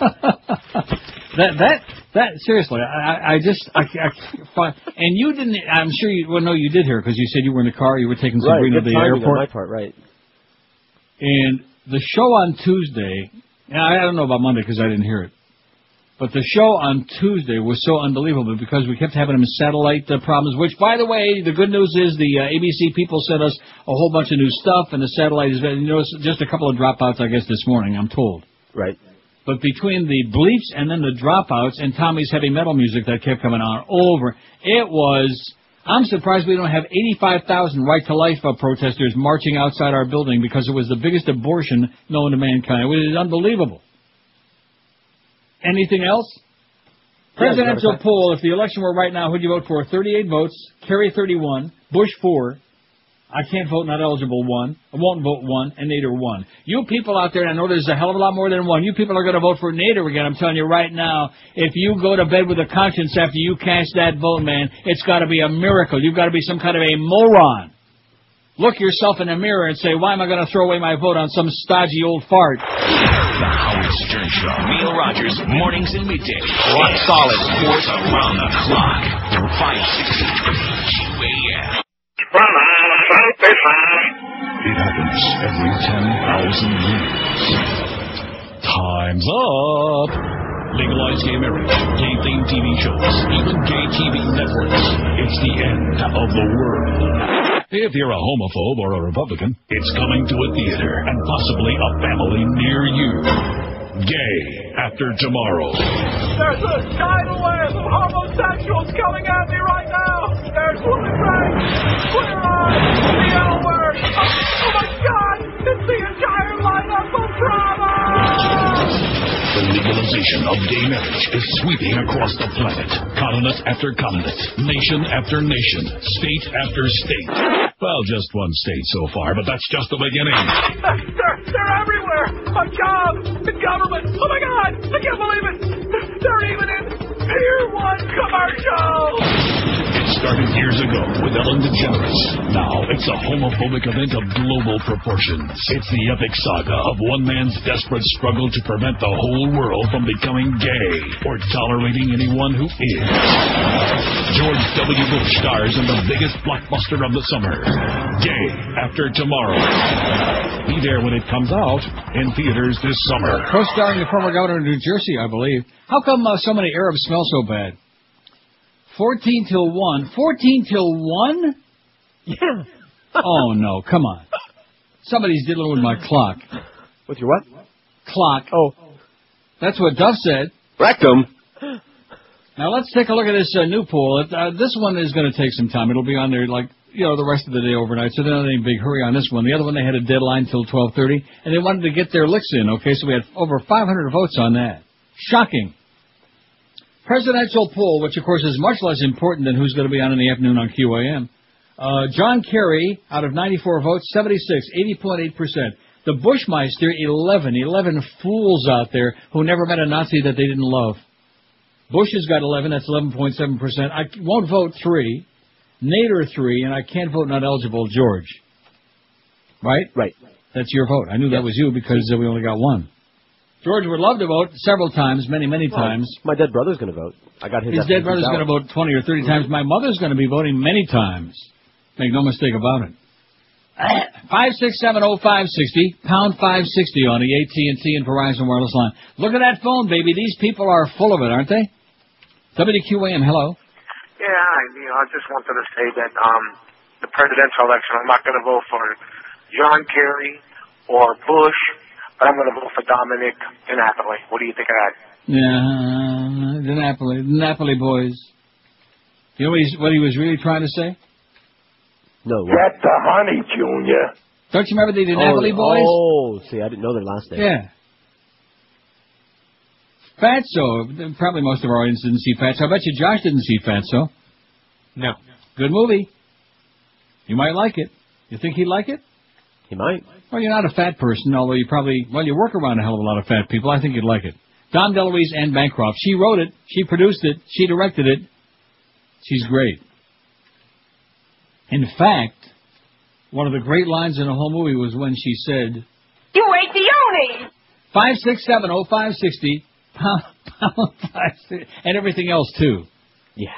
Anthony, that was the kid's name, right? Right. He ate the whole piece of the birthday cake that had the O-N-Y. Yep. The N-Y. You ate the Oni. It's a great movie, but you got to be there. And then the woman in the store, when he's offering her the jelly donut, that is, maybe, yeah, I'll take it. It was great. 5670560. Let's go. Let's get the show on the road. You people are way behind us, man. Do I sound like I'm really whipped up into a frenzy, like I'm on doggy uppers or something? Sound like you're rushed. Well, because we are. Oh, speaking of Rush. Well, what a shame about KDKA dropping Rush for the unctuous, lowly rated Bill O'Reilly. That should show you that Rush is maybe popped a few too many. He's on the way out. WQAM, hello.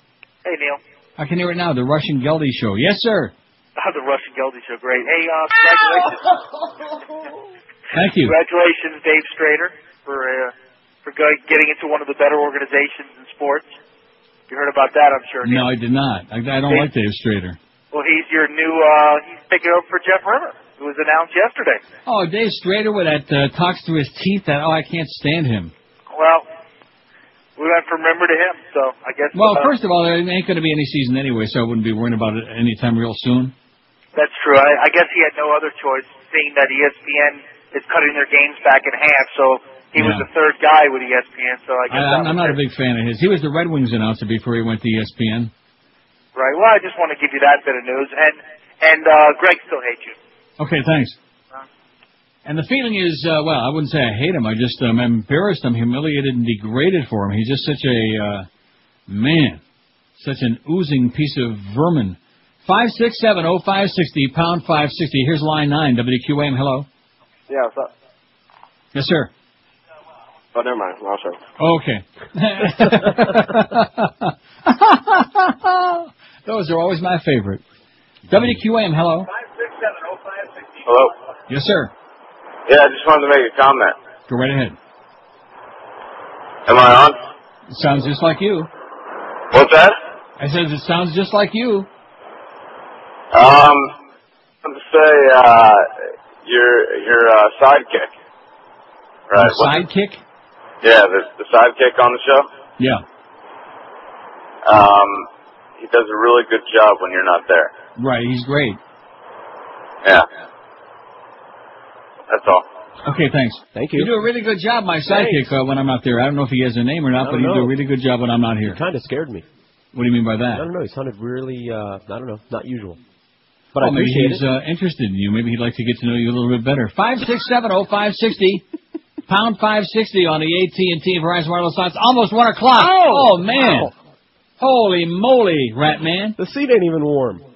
Presidential poll, who are you for? 120 vote, Kerry 99, Bush 13, that's only 10.8% for the Bushmeister, Nader 4, I won't vote 3, and I can't vote not eligible, poor little George. Don't you feel like left out? Yeah, well, what do you there's 120 votes already, and you're the only one, all alone. Yeah, but when I get my Canadian citizenship, I won't be able to vote anyway either. WQAM, hello. Hello. Yes, sir. Hi, Neil. How you doing? Okay, I'm fully in agreement with all you people, those normal people, against this crazy business we got going on. I'm a local businessman. I want to tell you something. I have employees that make about $30,000 a year, and about 30, man. About 30. And they, when they came to me last year. Oh, we're getting this tax break. Isn't this wonderful? Let me tell you something. I do my own taxes. And the difference on their paycheck, the withholding tax was $1. Mm-hmm. $1 less. Wow. And at the end of the year, maybe a $200 thing. So they got about $250 a year.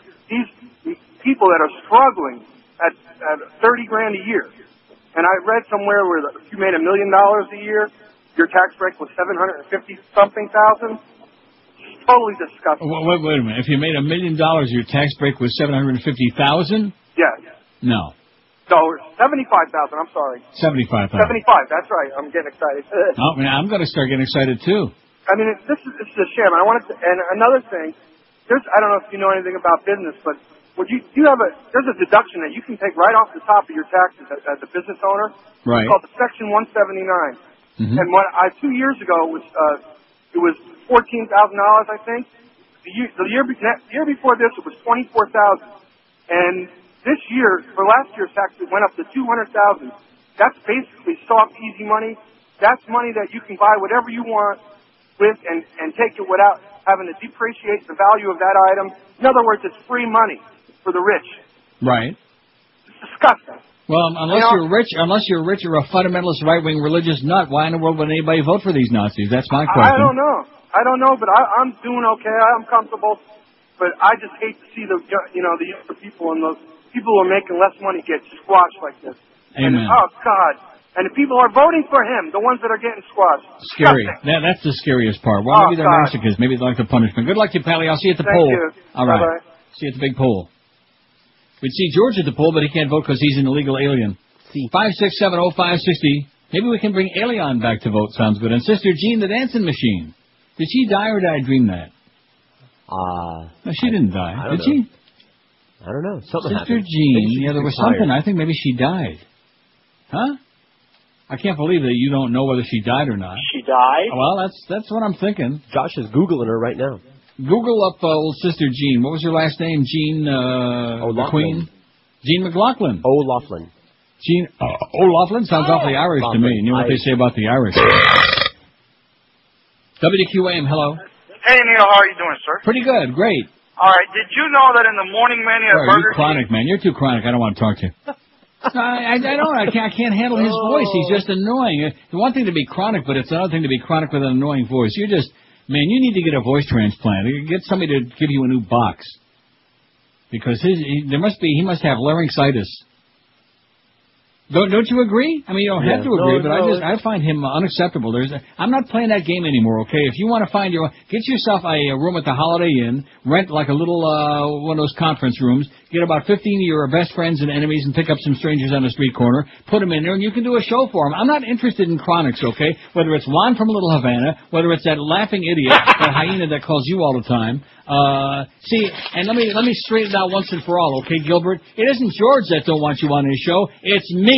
It's yours truly. I wouldn't want you on if you paid me $1 million a second. Okay, you simpleton, you idiot. So put on those goofy Google glasses of yours and get lost. Doesn't he have Google eyes? Yeah, 2 of them. Or maybe he's got Betty Davis eyes. Who the hell knows? Coke bottle glasses. Can't ask Mas Macho, Gilbert, or Betty Davis. Something to think about. How's that poll coming? Who would you vote for if you had a chance to vote right now? Boy, if I had a chance, I'd vote over and over again while they weren't looking. 169 votes. Kerry 132, 78.1%. Bush 23, 13.6%. I won't vote 6. Nader 5. Nader 5, 3%. That could swing it. Man, dumber than a box of rocks, you Nader people. Stubborn, dumb, and you know who they're just like? Who? Nader. Listening to Neil Rogers exclusively on 560 QAM.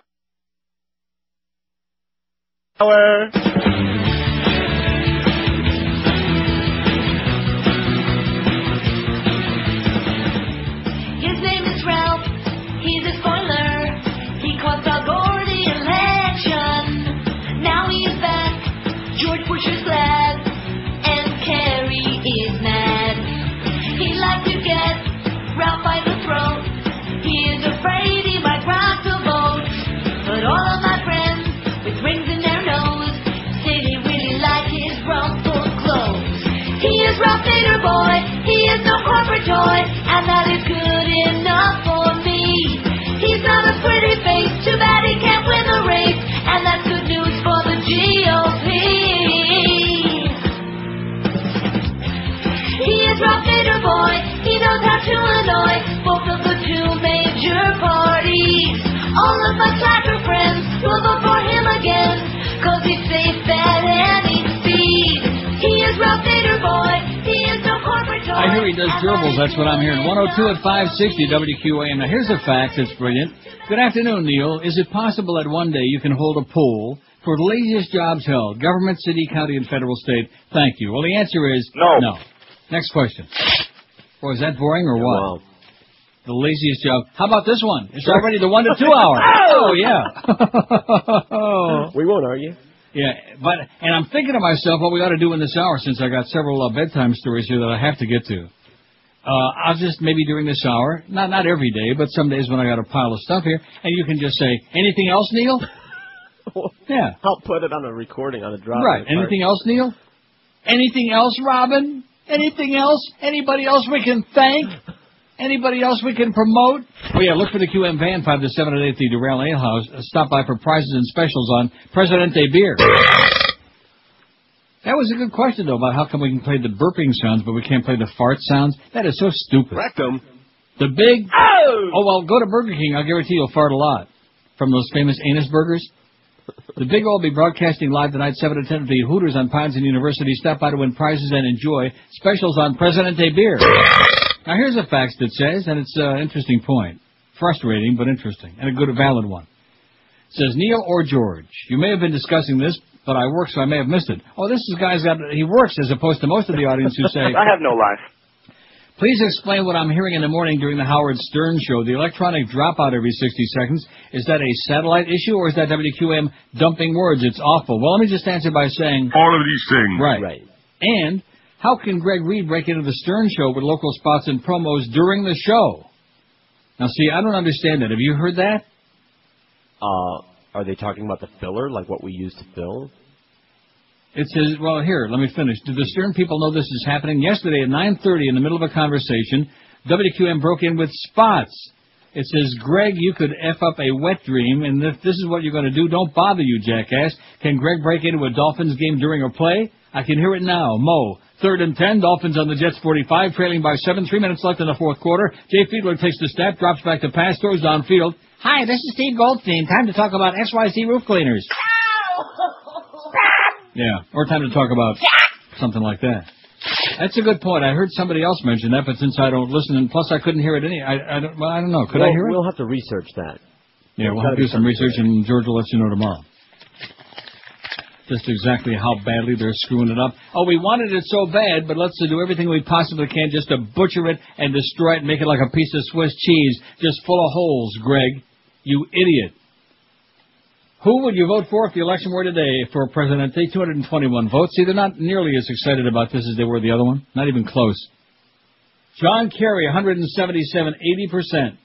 The Bushmeister, 25, 11.3%. I won't vote, 9. Nader, 6, 2.7%. The most stubborn, the most foolish, idiotic. What's the point? See, can you answer that question for me? What is the point? Ego. We were talking about that a lot lately. Oh, massive ego. Nader 6, and I can't vote not eligible, so you got some company down there. There's 4 of you banana boat people, or maybe some young people who ain't old enough to vote yet, but I doubt that. Not this crowd. WQAM, hello.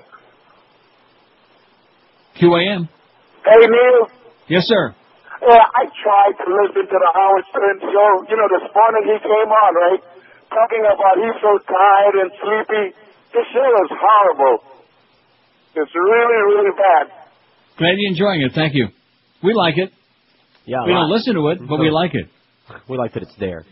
Oh God, do I like it? You can't. It's already like almost time for the 10 after 1 break. This is almost like this is as close as you can come to not working as possible. Right? Right. I mean, we schmooze a little bit before the show. We're going to be doing a lot less schmoozing, by the way, because I can actually sleep later now. Right. And I don't think he's ever going to be off the air before 10:30. I would now. Maybe some of the Stern people can tell us. We had so much bull crap there when I was asking that before the first show. I remember. I mean, nonsense. Well, he's generally the latest he ever goes out 10:45, and then right out of the box it's like 10 after 11 that day that you were on, 11:15 on Tuesday, 10:45 yesterday because he don't like you anyway, wanted to punish you, and right at 11 o'clock today. Oh! That's all we can say. WQAM, hello. I'd like to talk to Neil. Speaking. Neil, how are you doing today? Sensational.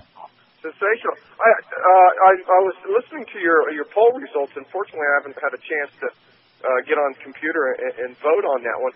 Question for you. What do you This isn't Gary Sarner, is it? I'm sorry? Question. Go ahead. I thought it was Gary. Yeah, Go ahead. I was wondering, when you're sitting there waiting for Howard Stern to end his show, what do? Just sit there and twiddle your thumbs and wait for the time time for the second string or what? No, George and I, the second string. George and I are talking. We're schmoozing a little bit, and then Josh. George is bending over. You're kind of checking them out. Yeah, right. 567-0560, pound 560 on the 18. That's one of Stern's people. Typical. Go back to New York, okay, schmuck. WQAM, hello. QAM. By the way, it's kind of hard to check it out by long distance. Hello? Yes, sir. Yes, Neil? Yes, I am. Yes, sir. What happened to Gelby? Is he still on the payroll? Yeah, he's another one on the payroll for doing nothing, man. We got more people getting paid for doing nothing than you could shake your thing at. There's absolutely nothing written about any of these sports guys. Yeah, how do you like the great job that the local media is doing? All these this tremendous changeover and turnover, and get a couple of words here and bury jackass, and Jim Sarney writes a few words, and he's all whipped up into a frenzy because ESPN is doing their sports on 790, and Joe Rose is going to be on over there, which we love Joe, and Stu Gotts, I mean, Stu Gotts is a good guy, but anybody excited about Stu Gotts being on here needs mental help, Sarney. You're an idiot. You're a simpleton. You're a moron. A lot of morons around, So many morons in so little time. British say U.S. gave terror suspects a head up. Remember I said this the day after I came back from vacation, the first show? They're foaming at the mouth across the sea. And that's just on a good day. A counter-terror operation that started in Pakistan last month and rippled through the U.S. culminated in Britain Wednesday when 8 suspects appeared in court charged with involvement in an alleged terrorist plot. The 8 arrested earlier this month on the basis of intelligence gleaned from the arrest in Pakistan faced charges of conspiracy to murder and to use hazardous materials to cause disruption or harm. Significantly, one was also charged with possessing reconnaissance plans of several public buildings in the U.S., including the New York Stock Exchange and the International Monetary Fund. On the surface, the development suggests successful coordination of international counter-terror efforts. A pair of suspected al-Qaeda linchpins are nabbed in Pakistan, a few megabytes of intelligence retrieved from a computer point to a conspiracy, and several plotters. The U.S. raises its terror alert and warns the public the British police and counter-terror units swoop. But intelligence experts say that privately there is great concern that the operation was jeopardized by U.S. public pronouncements that were made before the British suspects were even apprehended. For reasons not so far satisfactorily explained, well, of course, it's all political. We know that, even though Tom Ridge said there's no room for politics in the Homeland Security Department, but the President's doing such a sensational job, which is why we can give you this information. For reasons not so far satisfactorily explained, the U.S. authorities decided to broadcast specific intelligence material upon which they must have known a vitally important future U.K. arrest operation would be based, says Charles Shoebridge, a former British counterterrorism intelligence officer now based in London. The broadcast would have inevitably compromised that operation and, by implication, the actual security of the U.S. itself. The broadcast was made on August 1 by Homeland Security Secretary Tom Ridgid 2 days before the Britons were arrested. Mr. Ridgid said the intelligence from Pakistan indicated that al-Qaeda was targeting several buildings, including IMF and World Bank, Prudential Financial in New Jersey, and Citigroup and the NYSE in New York. Significantly, the charges leveled at one of the Britons in court on Wednesday mentioned exactly the same buildings. The implication, Mr. Shoebridge says, is that the suspects would have been startled by Mr. Ridge's pronouncements, alerting them that the net was closing. As a result, subsequent arrests were dramatic and dangerous. Police who remain tight-lipped about the case have admitted that they swooped in earlier than planned because Tom Ridge has got a big mouth, and because here, whether it's your life, your safety, whatever it is, it's all about politics. You're listening to Neil Rogers exclusively on 560 QAM. Howard David's a bitch. Absolutely. She's oily, doily, and old. Looks like the Quaker Oats guy. Smells from the body roll mold. Barbara Bush has body Feldman eyes, both of her eyes popped out. It happened when she realized she raised for criminal clowns. Barbara Bush has Marty Feldman eyes.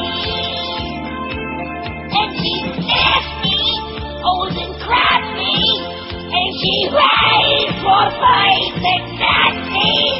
She's atrocious and takes umbrage to anyone who says they want no voice. Walks like she's carrying a bowling ball between her thighs and has Marty Feldman eyes.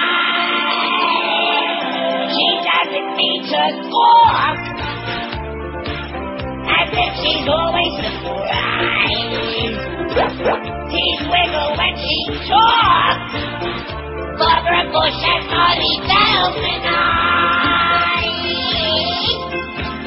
The name of George Bush and Jeb Bush, not to mention Bill and Robin Bush. Filthy rich and fat, and smells just like the magic sauce on a Big Mac.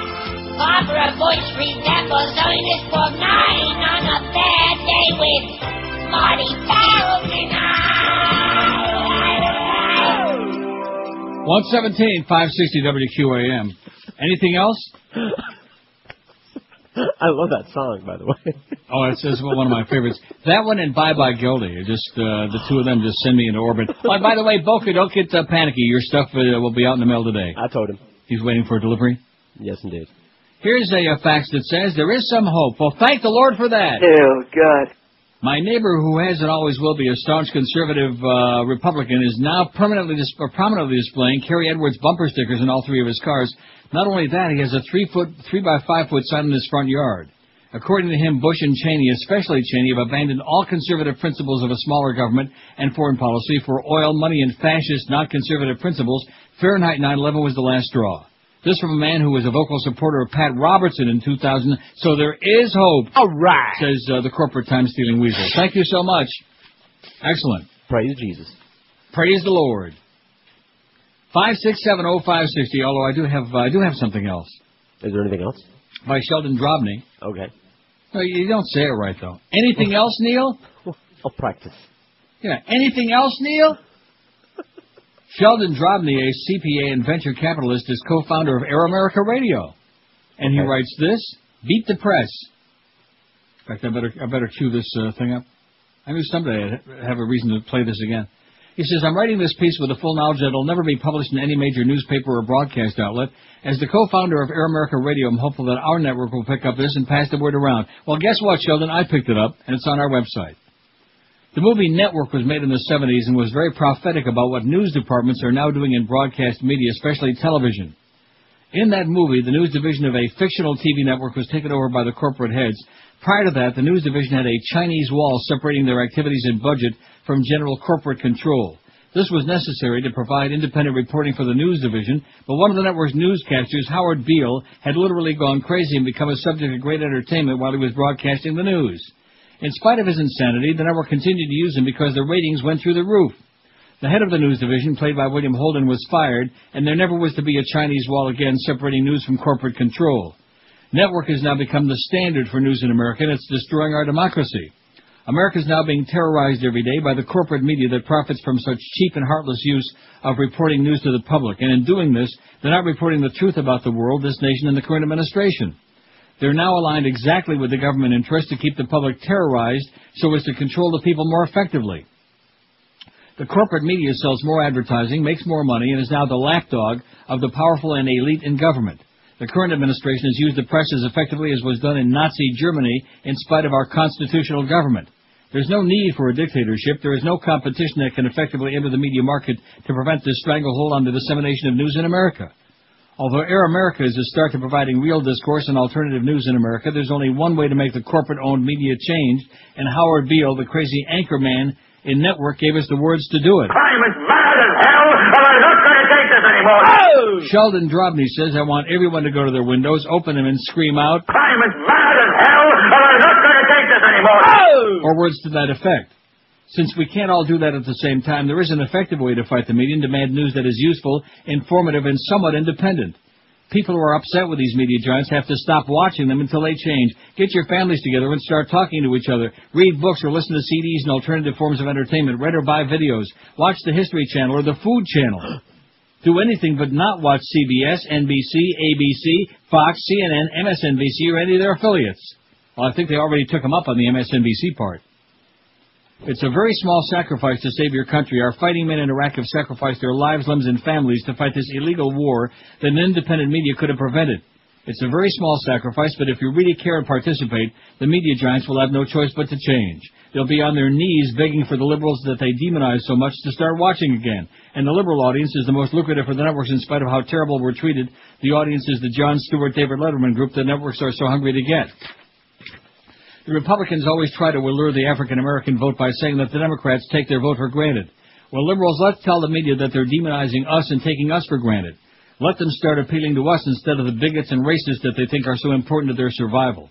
I'm convinced that this will work because all major media companies are only profit-driven. Let's organize and pick a week to stop watching the networks.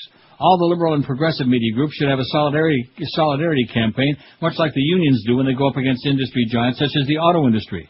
We could all protest in every major city with signs that say, we're as mad as hell. I'm as mad as hell, and I'm not going to take this anymore. That's the only way we can get them where it hurts so the networks will stop at last biting the hand that feeds them. So let's not fight the administration in their own briar patch. We have to accept the fact that the way to get these rats out is to attack the media. Attacking the administration is a waste of time if they can still control the media. Control of the media is the only way that a government can survive. Now it's time for the people to have an insurrection against the corporate media, not their constitutional government of by and for we the people. Pretty good article by Sheldon Drobny. Damn good. His network sucks. I mean, damn good article. Yeah, that's right. If his network is as good as the article, he'd be kicking ass.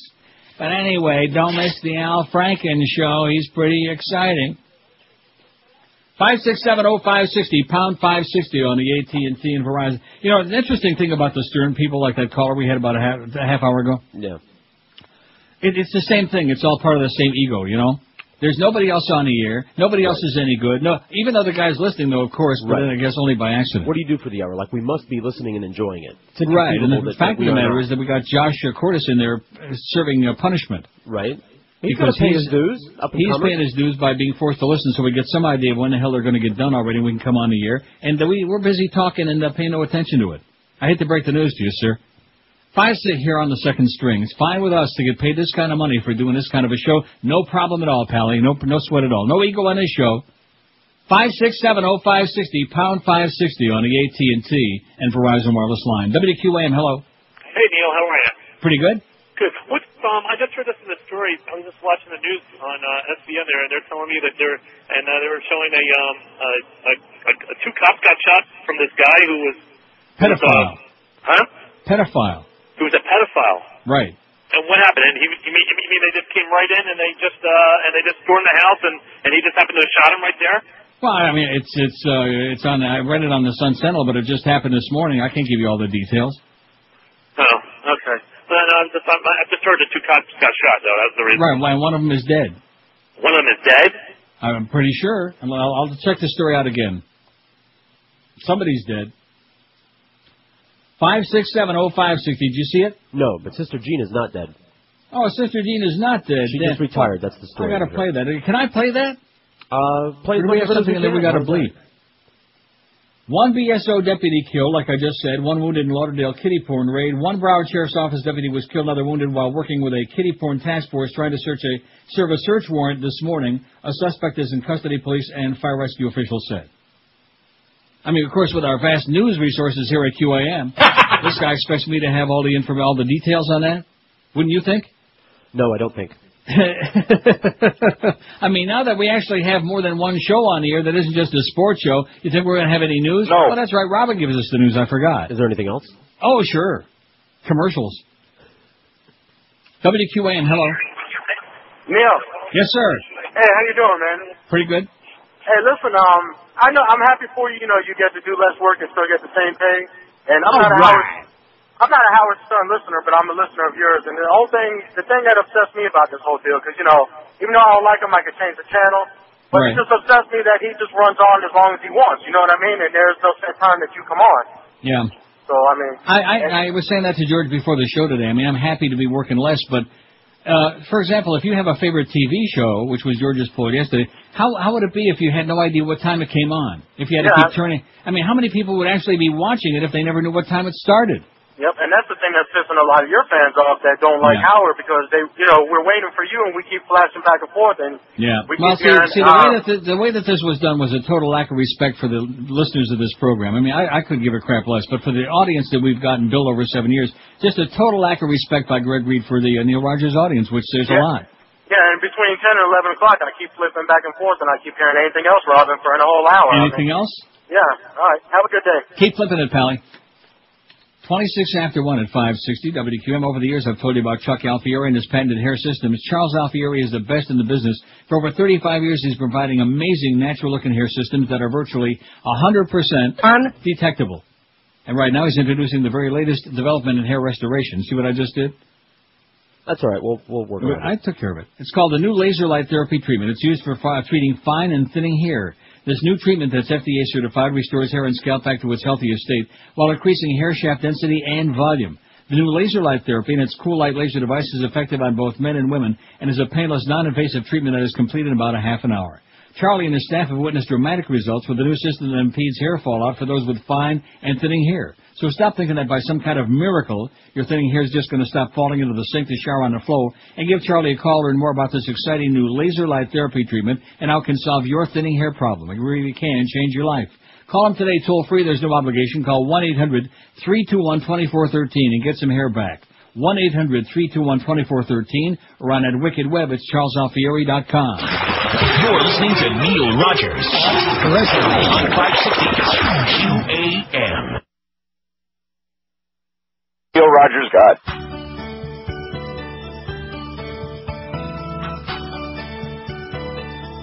I'm dying over here. Every day the news is warning we have a yellow light. Oh my God. Must be they have something to hide. That's how they manipulate headlines. What's screaming any kind of subterfuge is useful, like a yellow light. Oh my God. The corporate media right, and that's why we have a yellow light. Can't explain the meaning of what these lights do. So Congress sits at his desk with a set of blow pens and noodles cartoons. Anytime they want to confuse the news, they have a yellow light. What's that mean? Something they can't define. That's why we have a yellow light, a big light. 132 at 560 WQAM. We got the Mad Dog, Jim Mandich, on today. Was he on yesterday? Yeah, I think so. 2 days in a row. All right. All right, let's hear it. The man is really putting it to the test. And then, of course, we got, and let me say it again, if you check the QM website, it now says the Hank Goldberg Show 4 to 7, which it seems to me. That's the name of that program. Is last time I checked, plus he's on all the rejoins of the Hammer. But we got Mo Howard David filling in, doing his best, which, you know what that is. Then we got the Big O at Hooters, Pembroke Pines, 7 to 10, along with that Presidente beer and the prizes and crap. Curtis and Len, that should be something to stay up and all the way till 2 in the morning for, wouldn't you think? Curtis Stevenson does a fine job. And Wayne Martez, who can't speak like 5 words. Good guy, but he can't speak. Experience what winning is all about. He's the best. WQAM, hello. Hey, Neil, how's it going? Okay. I'd like to speak to the real homo. That'd be George. Yeah. Reverend Jones. Oh, George. I mean, Reverend George. Yes. 5670560. Was that really him? Didn't sound like him. That was him. Are you sure? Mm-hmm. WQAM, hello. Hey, Neil. Yes, I sir. got a time for your listeners to check you in, man. 10:45 a.m. Yeah. That's a good time. Howard's very rarely off before 10:30.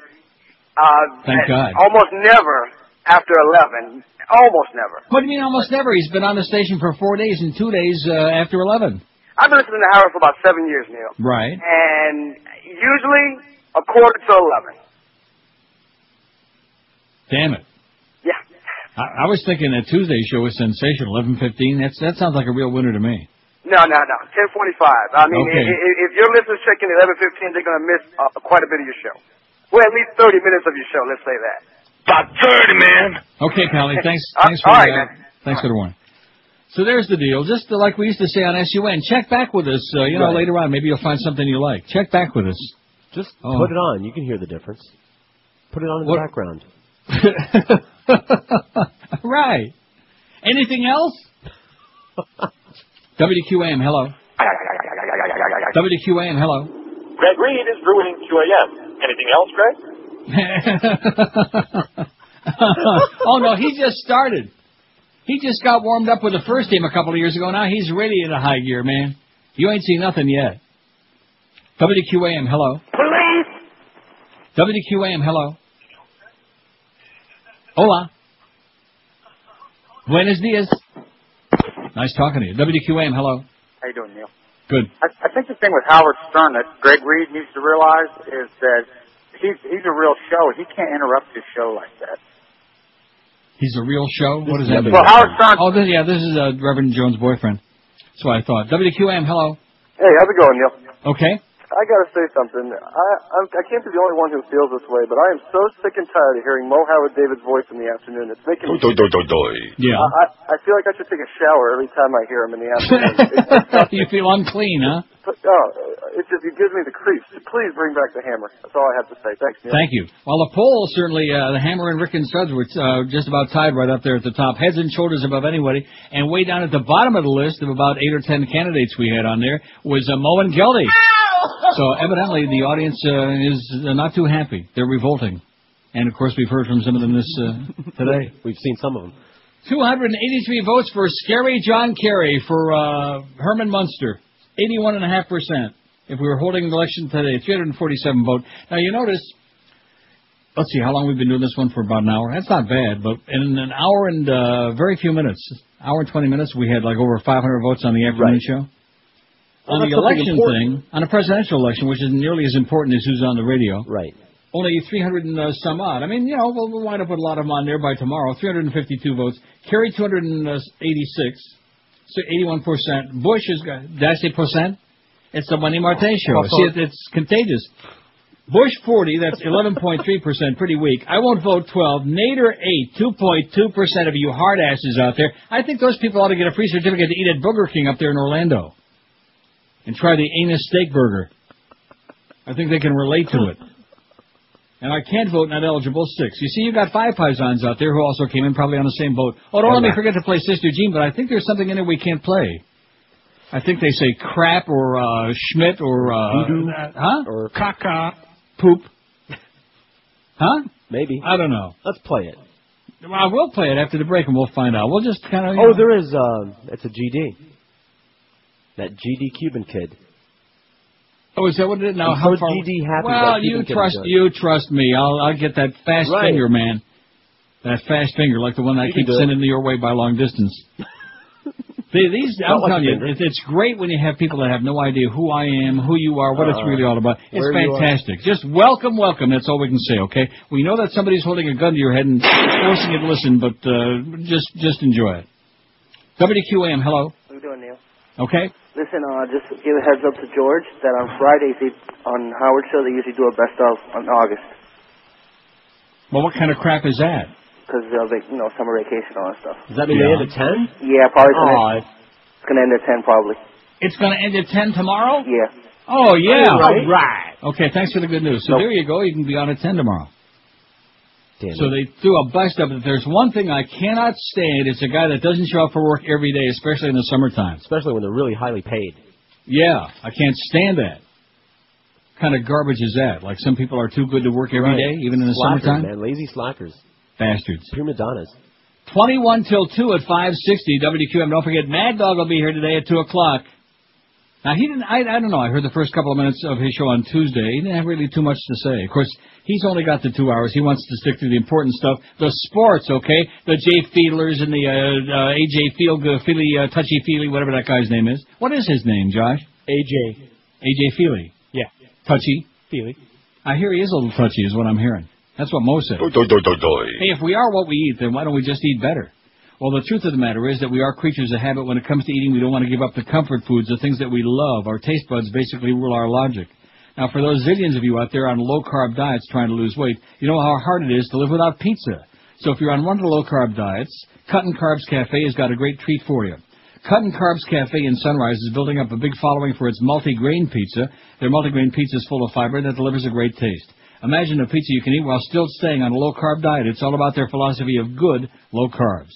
Cuttin' Carbs Cafe understands you owe it to yourself and kids to eat better. So how about eating a tasty pizza with fewer carbs and turning those carbs into lean muscle? Give them a try. Call them at 954-514-0001. That's 954-514-0001. You'll find them in the same plazas, Applebee's and Office Depot out there in the Sawgrass. Call them today at 954-514. One. Cut and Carbs Cafe. They've also got fantastic way out wraps, Sobe salads, carbodillas, all kinds of great goodies, even fat-free, low-carb ice cream, too. Jot this number down, and soon you're going to be enjoying delicious pizza made fresh to order with low carbs, no less. Don't delay. Call them now at 954-514-0001.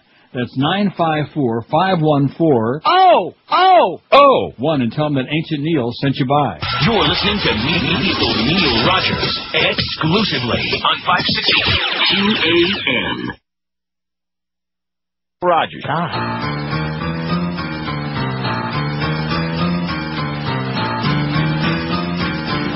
Sister Jean, the dancing machine, a swinging nun with happy feet. Jump the giant to the beat. Sister Jean, the dancing machine. Sister Jean is making the scene. That ain't Catholic doctoring.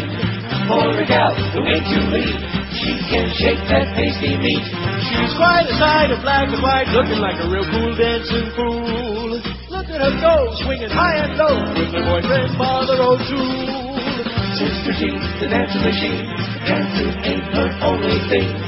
She'll knock you off your feet when you hear her wail and sing. I got a bad habit of jumping like a rabbit when the music turns me on. Here it comes. I know it sounds happy, but I'm so goddamn you think it is gone. Sister Jean, a swinging nun, a shaking, bouncing ton of fun. That ain't bad for 85. Man, that nun can really fly. Sister Jean, the dancing machine. Sister Jean, the dancing machine. Sister Jean, the dancing machine. Sister Jean, the dancing machine. Sister Jean, the dancing machine. Sister Jean, the dancing machine. Sister Jean, the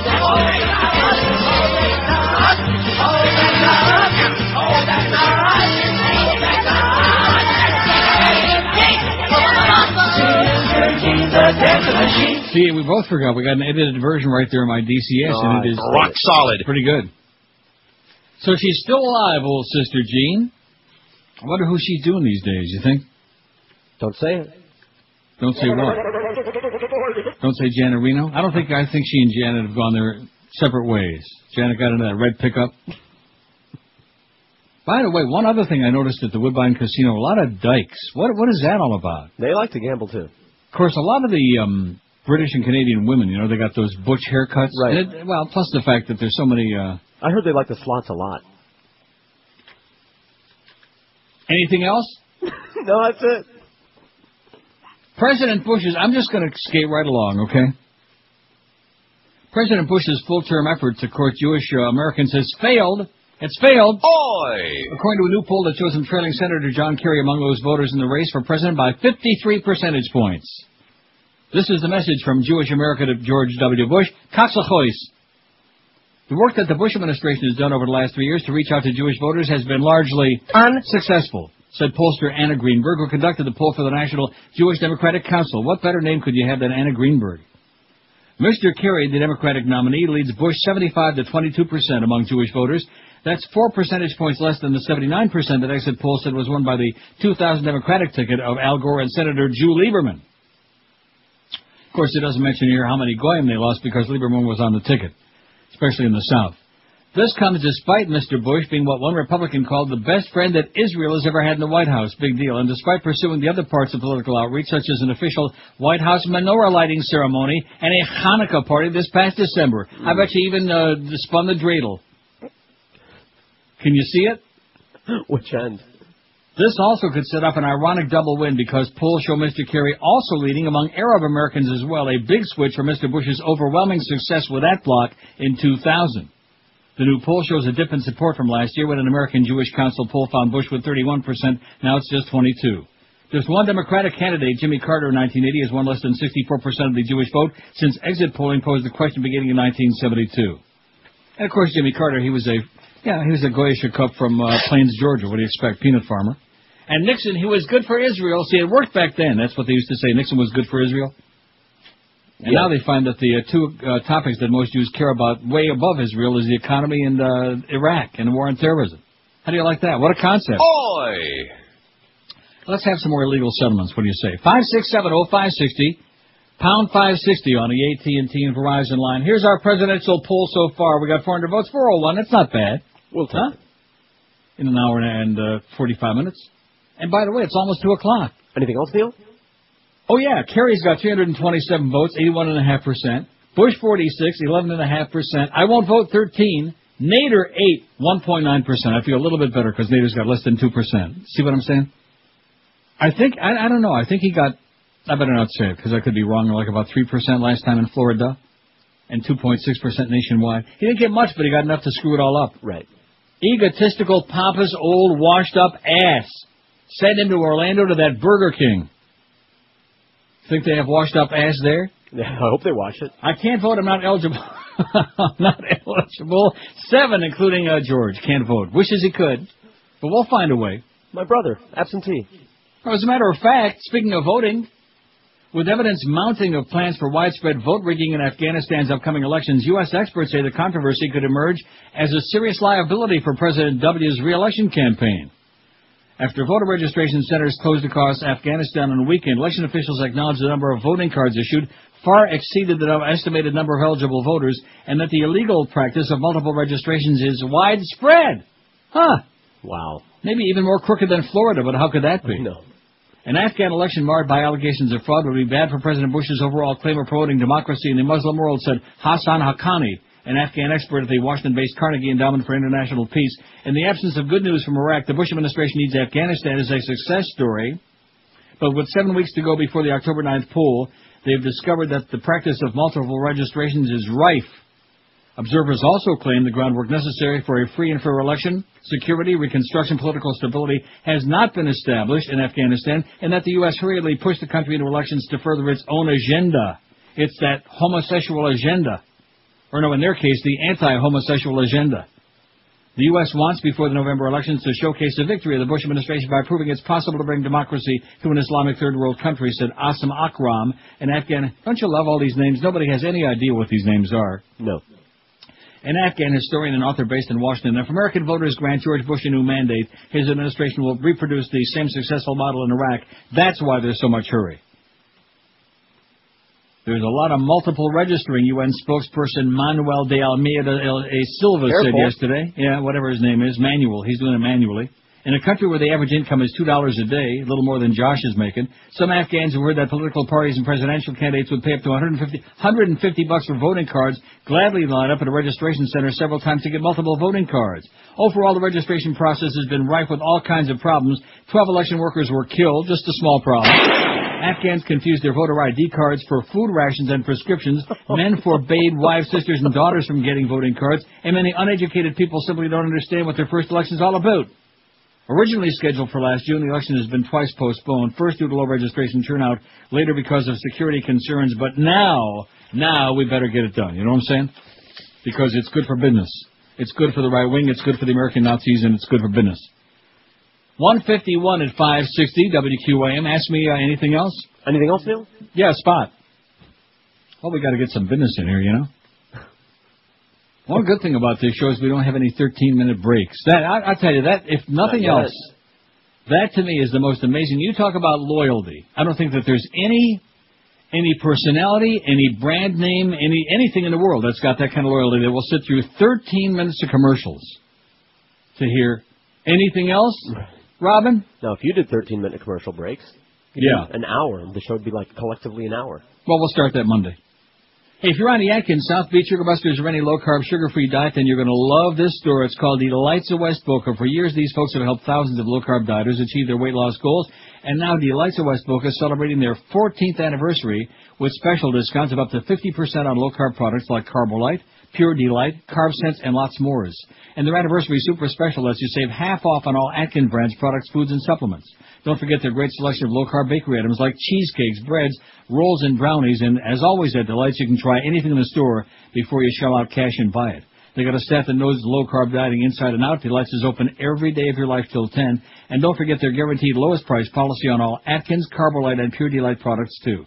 Delights of West Boca guarantees they will not be undersold. You'll find them on the corner, the northeast quarter, that is, of Glades and 441, right next to Boston Market. Or call them toll-free at 1-877-LOW-CARB. That's LOWCARB, or on the web, lowcarb.com. Delights of West Boca, an amazing store, your official Atkins retail center.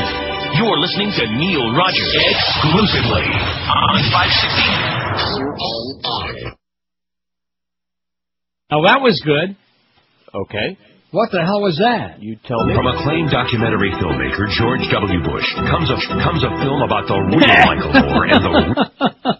I think you got bogeys on it. Remember what I told you about these machines and you didn't believe me? Oh, no, that doesn't, Oh, no, I think it's the disc in that case. Well, it's not the disc because I played this on Tuesday. Let's try the other machine, okay? And if not, at least it'll kill some good time. Come on, cue up, please. Wipe it off, though. Wipe the boogers off.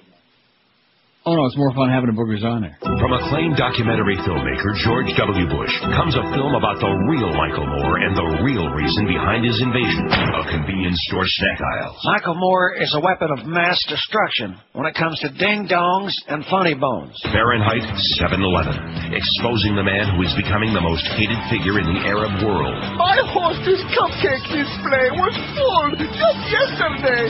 Then Michael Moore came in and devoured everything. From Washington to the Middle East and every place in between that sells Slim Jims and Klondike bars, you'll find a fat man with a bad beard and baseball cap hell-bent on controlling it all. He won't stop until he eats it all.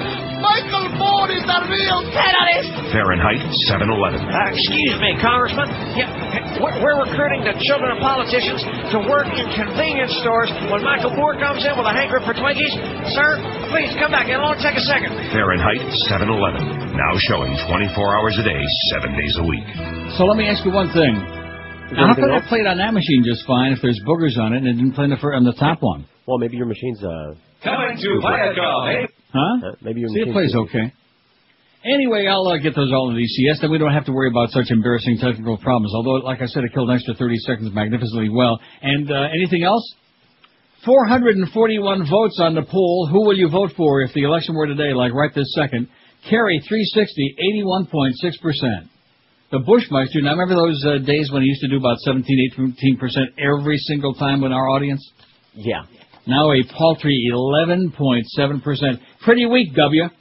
I won't vote 13. Nader, 9. See, there was one more Nader person on there just to piss me off because that gets it up to 2% just to aggravate me. And I can't vote. Not eligible either. Too young, illegal alien, too stupid. 7.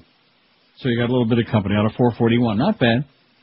Mad Dog is coming up next. Then we got the Hank Goldberg Show at 4 o'clock featuring temporarily. And I mean very temporarily if we play our cards right. Mo Howard David, okay? Reviled and revolted by virtually everyone. Anything else, Josh?